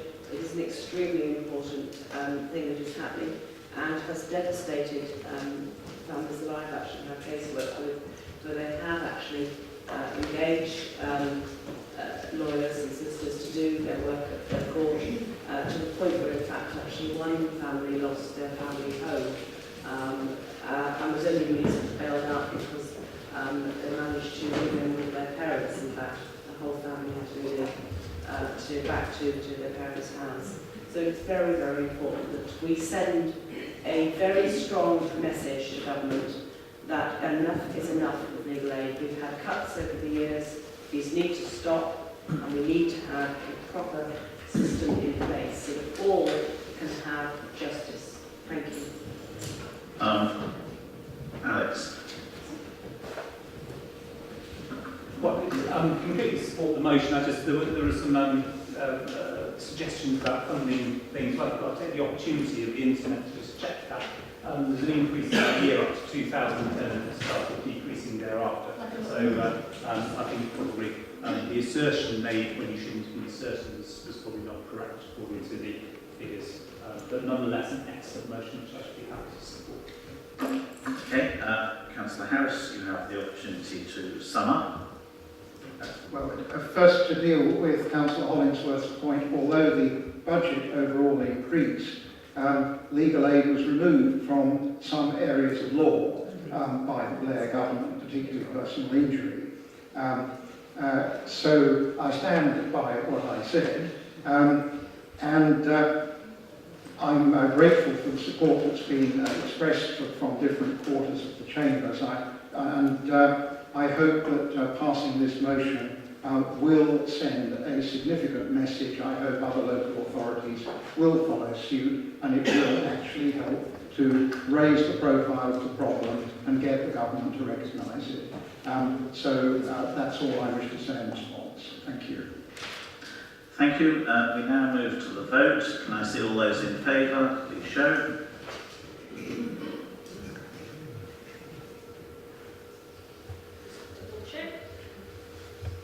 That is everyone good. Okay. Thank you. We now move on to item D. Reading note. Yes. Thank you. So we now move to the proposer, Councillor Haynes. Thank you, Lord Mayor. Basically, this is a motion for the Councillor Ben Lloyd Shuddiston to resign from his Facebook post concerning cancer. I cannot believe that Councillor Ben Lloyd Shuddiston could share a reposting Facebook with other people stating that cancer is not a disease but a business. I think that is totally an insult to people I know who have died from this terrible disease and those that are suffering from it right now. Many of my residents are very upset by these comments, and I think the only decent thing is for Councillor Ben Lloyd Shuddiston to do is for him to resign immediately as an Oxford City Councillor. Responsibility for the post stops with Councillor Ben Lloyd Shuddiston. No amount of backpedalling can change what the post says. He resigned as a Labour Party whip and decided to go as an independent city councillor, but it doesn't make sense. To quote Richard Bergen, Labour Shadow Justice Secretary in August 2018, a Labour MP who was chosen to go independent should either stand down or call a by-election. Politicians who are elected as Labour MPs by their constituents and who then leave the Labour Party should do the right and respectable thing and call a by-election straight away. They should ask for their constituents' consent to continue to represent them on a different basis. I think the Labour Party dealt with this issue very badly indeed. Thank you. Thank you. I understand Councillor Harris, you're seconding this. Yes, I am seconding it for both personal and general reasons. In 2009, I was cured of a life-threatening lymphoma by pioneering new techniques developed here in Oxford. They saved one person, and I was the third to be given the treatment, and that's why I'm here addressing you this evening. It is an absolutely intolerable insult to the doctors and scientists who work on cancer research in Oxford, which have made Oxford a world-leading centre for an Oxford City Councillor to post a Facebook statement saying that cancer is not a disease but a business.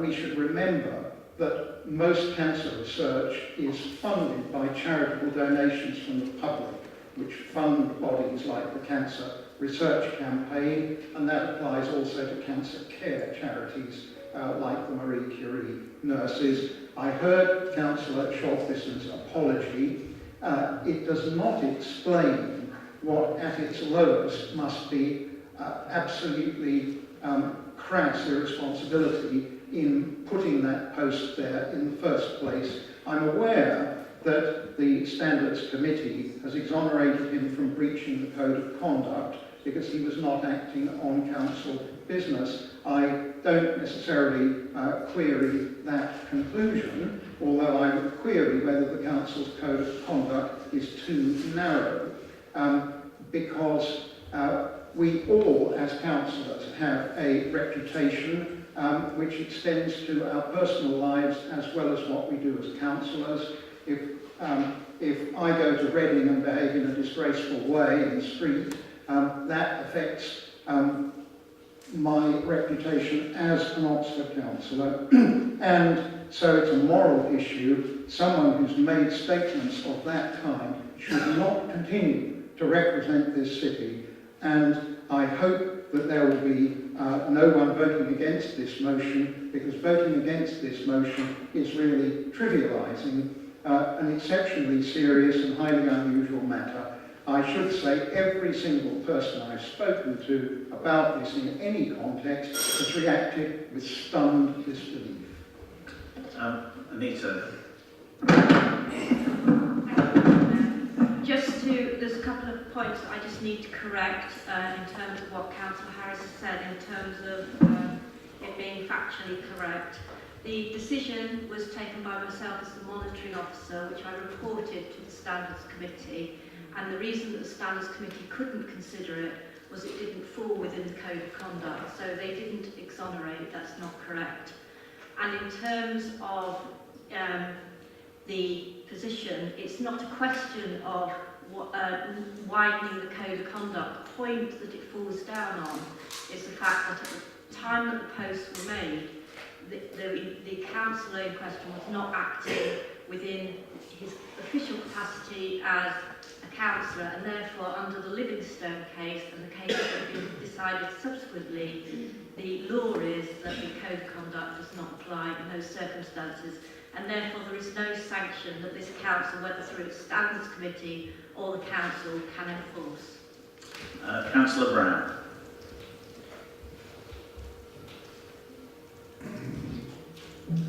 Thank you, Lord Mayor. Firstly, may I start by saying how sorry all members of council were over Mick's loss of his wife. Mick, you have our deepest sympathies, and I share your dismay over posts that imply that cancer is anything other than a serious illness that can be treated by medicine and based on scientific reason. When this issue first came up, I said on behalf of the council and the Labour group how deeply disappointed I was about the sharing of posts which did not in any way reflect our values. Ben has quite rightly apologised for the offence that he has caused by the posts he shared. He has today apologised to council, something that I know he sought to do previously, but was advised that he should wait until the Standards Committee had finished its investigation. As we just heard, that process has now completed, and the committee found that there was no case for him to answer. The monitoring officer found that and reported that to the committee. Whilst it is a matter of great regret that any member of this council should have shared those posts, I do think that when someone has apologised, promised to learn from their mistakes, and been through the council's formal investigative process, which has found that no further action should be taken, then we need to find it in ourselves to forgive and to move on.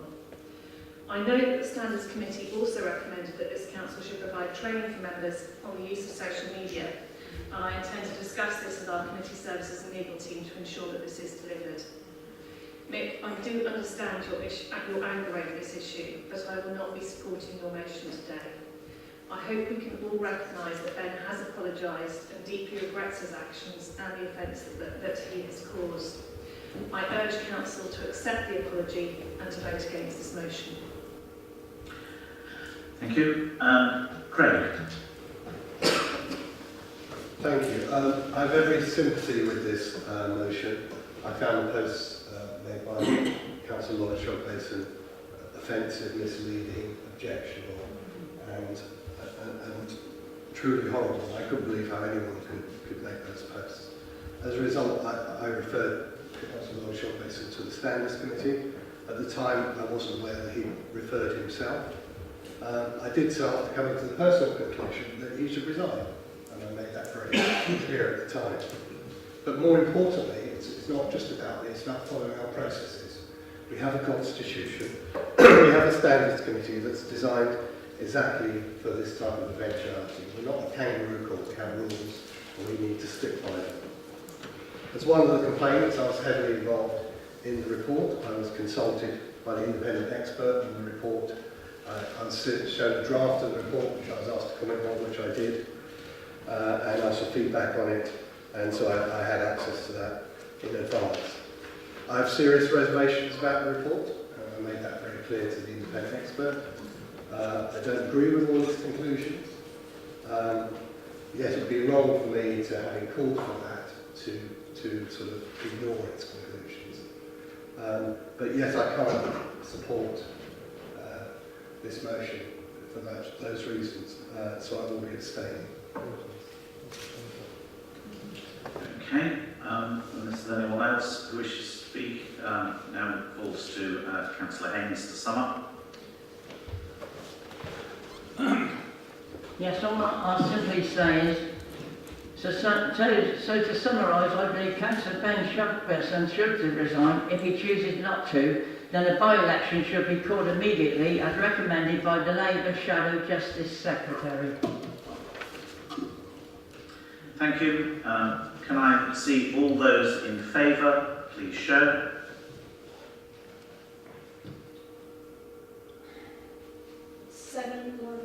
All those against, please show.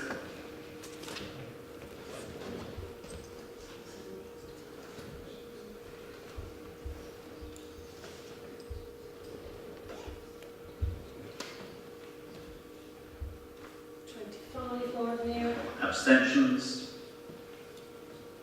1, 2, 3, 4, 5 more there. Thank you. We now move. So, yes, the motion is lost. We now move on to the motion E, Brexit and the Sustainable Communities Act. I understand we have how much time left? 10 minutes. We'd either be a little bit more fleet of foot, or we miss out some motions. So please, can we be brief?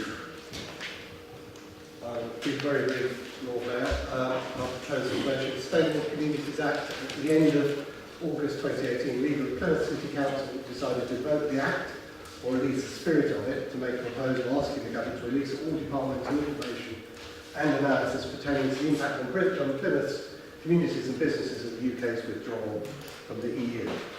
And if the government accepts the legitimacy of this request, then they're bound to respond. Basically, we should do the same. I have a copy of Plymouth's letter. You can almost substitute Oxford for Plymouth, and we can submit that. And although I'm still hoping for a people's vote, its remaining year is always proof of the plan for the worst, which is why I think we should pass this motion. Thank you. Thank you. Councillor Garden.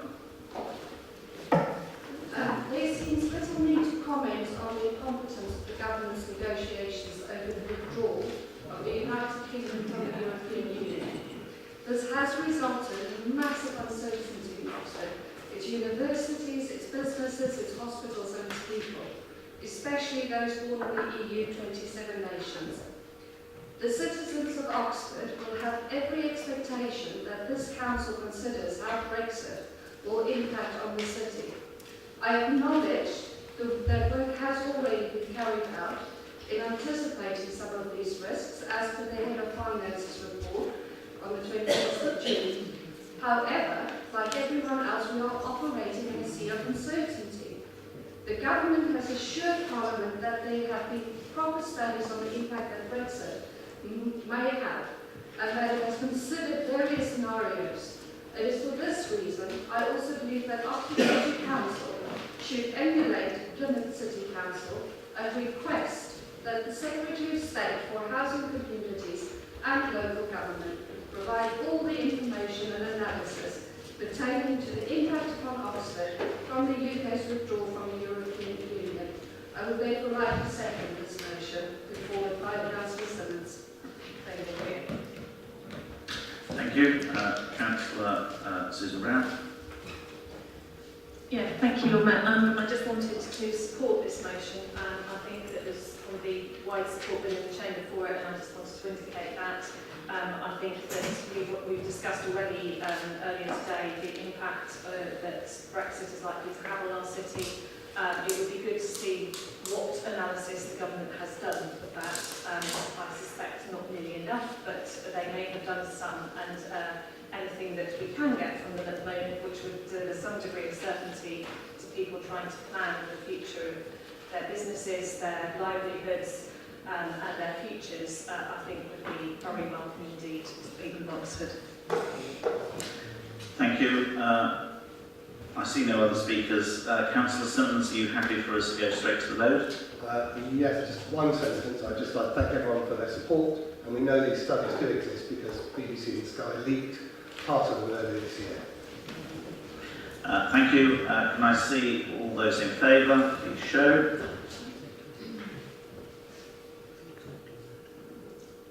That's everybody. Thank you. That's passed. We now move on to, with 6 minutes, I suggest people are very brief and limit their comments to under a minute if possible. Madam Chair and Council, this is the Oxford related motion. So, make no mistakes, Council, this motion is eagerly awaited by the staff at our Oxford University Hospital. If you need Unite and Oxford Eastern House branch, vote for it. Oxford MP will debated it in Parliament in February. Oxfordshire NHS bosses will in June call for the introduction of pay weighting to help combat recruitment staffing crisis. It is eagerly awaited by the general public who last winter was languishing in ambulances and corridors because of lack of staff. By cancer patients with operation have been cancelled. By pregnant women who on Thursday the 21st of September could only deliver their babies at the John Radcliffe Hospital because all services at 5 other maternity centres across the county had been suspended, making it impossible to provide a safe service other than in one single place. I started my career as a staff nurse at the Waltham Hospital. The pressures in 2004 were already building up. Fast forward 14 years and the pressures are now relentless, the workload much higher. Since 2010, the NHS has been bearing the brunt of the cuts, undergone multiple reorganisations on the various health secretaries. The previous one, being the Right Honourable Jeremy Hunt, will always be remembered for his cruel and callous treatment of junior doctors and scrapping the bursary for student nurses. There are specific pressures in Oxford, where an average house costs £400,000, making it difficult for lower-paid workers and their families to live here. A band reporter will pay 85% of his wages, renting a single-bedroom flat, and for nurses it's only slightly better. This is leading to endemic staff shortages, with 560 on-field vacancies in Oxford last June. Last winter, hospitals across the county were forced to close 100 beds. The hard-working and committed hospital staff will always put patients first, and many leave the profession due to high level of stress, and not being able to ensure patient safety. If hospital bosses want to recruit and retain the staff, then we need to pay hospital workers and Oxford waiting. Thames Valley Police is paid and Oxford waiting. The health of our residents is at stake, the future of our hospital is at stake. With Brexit looming, EU nurses are leaving in droves. In Oxford, only 46 EU nurses applied in April 2017, as opposed to 1,304 in July 2016. So this motion is very much needed, and I urge you to support this motion. Thank you.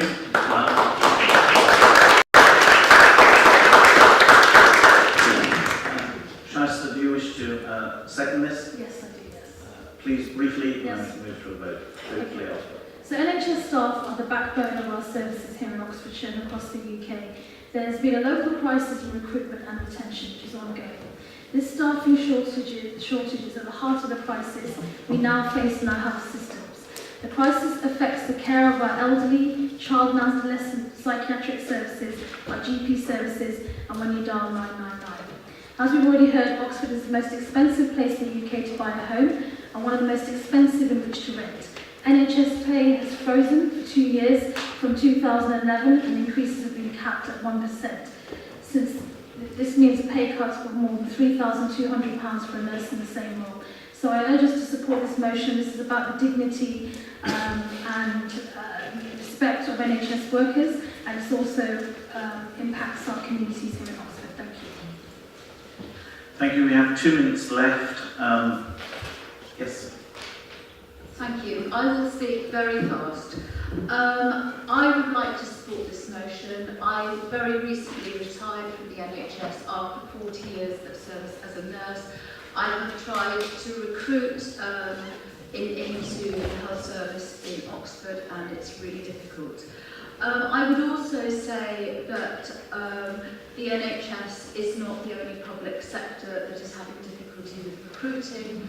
Those, I'm sure I'm not the only person who is a school governor. We also have problems with social services, social work. There are a raft of not particularly well-paid jobs where, quite frankly, people can live outside the city and get paid the same amount of money for working outside the city.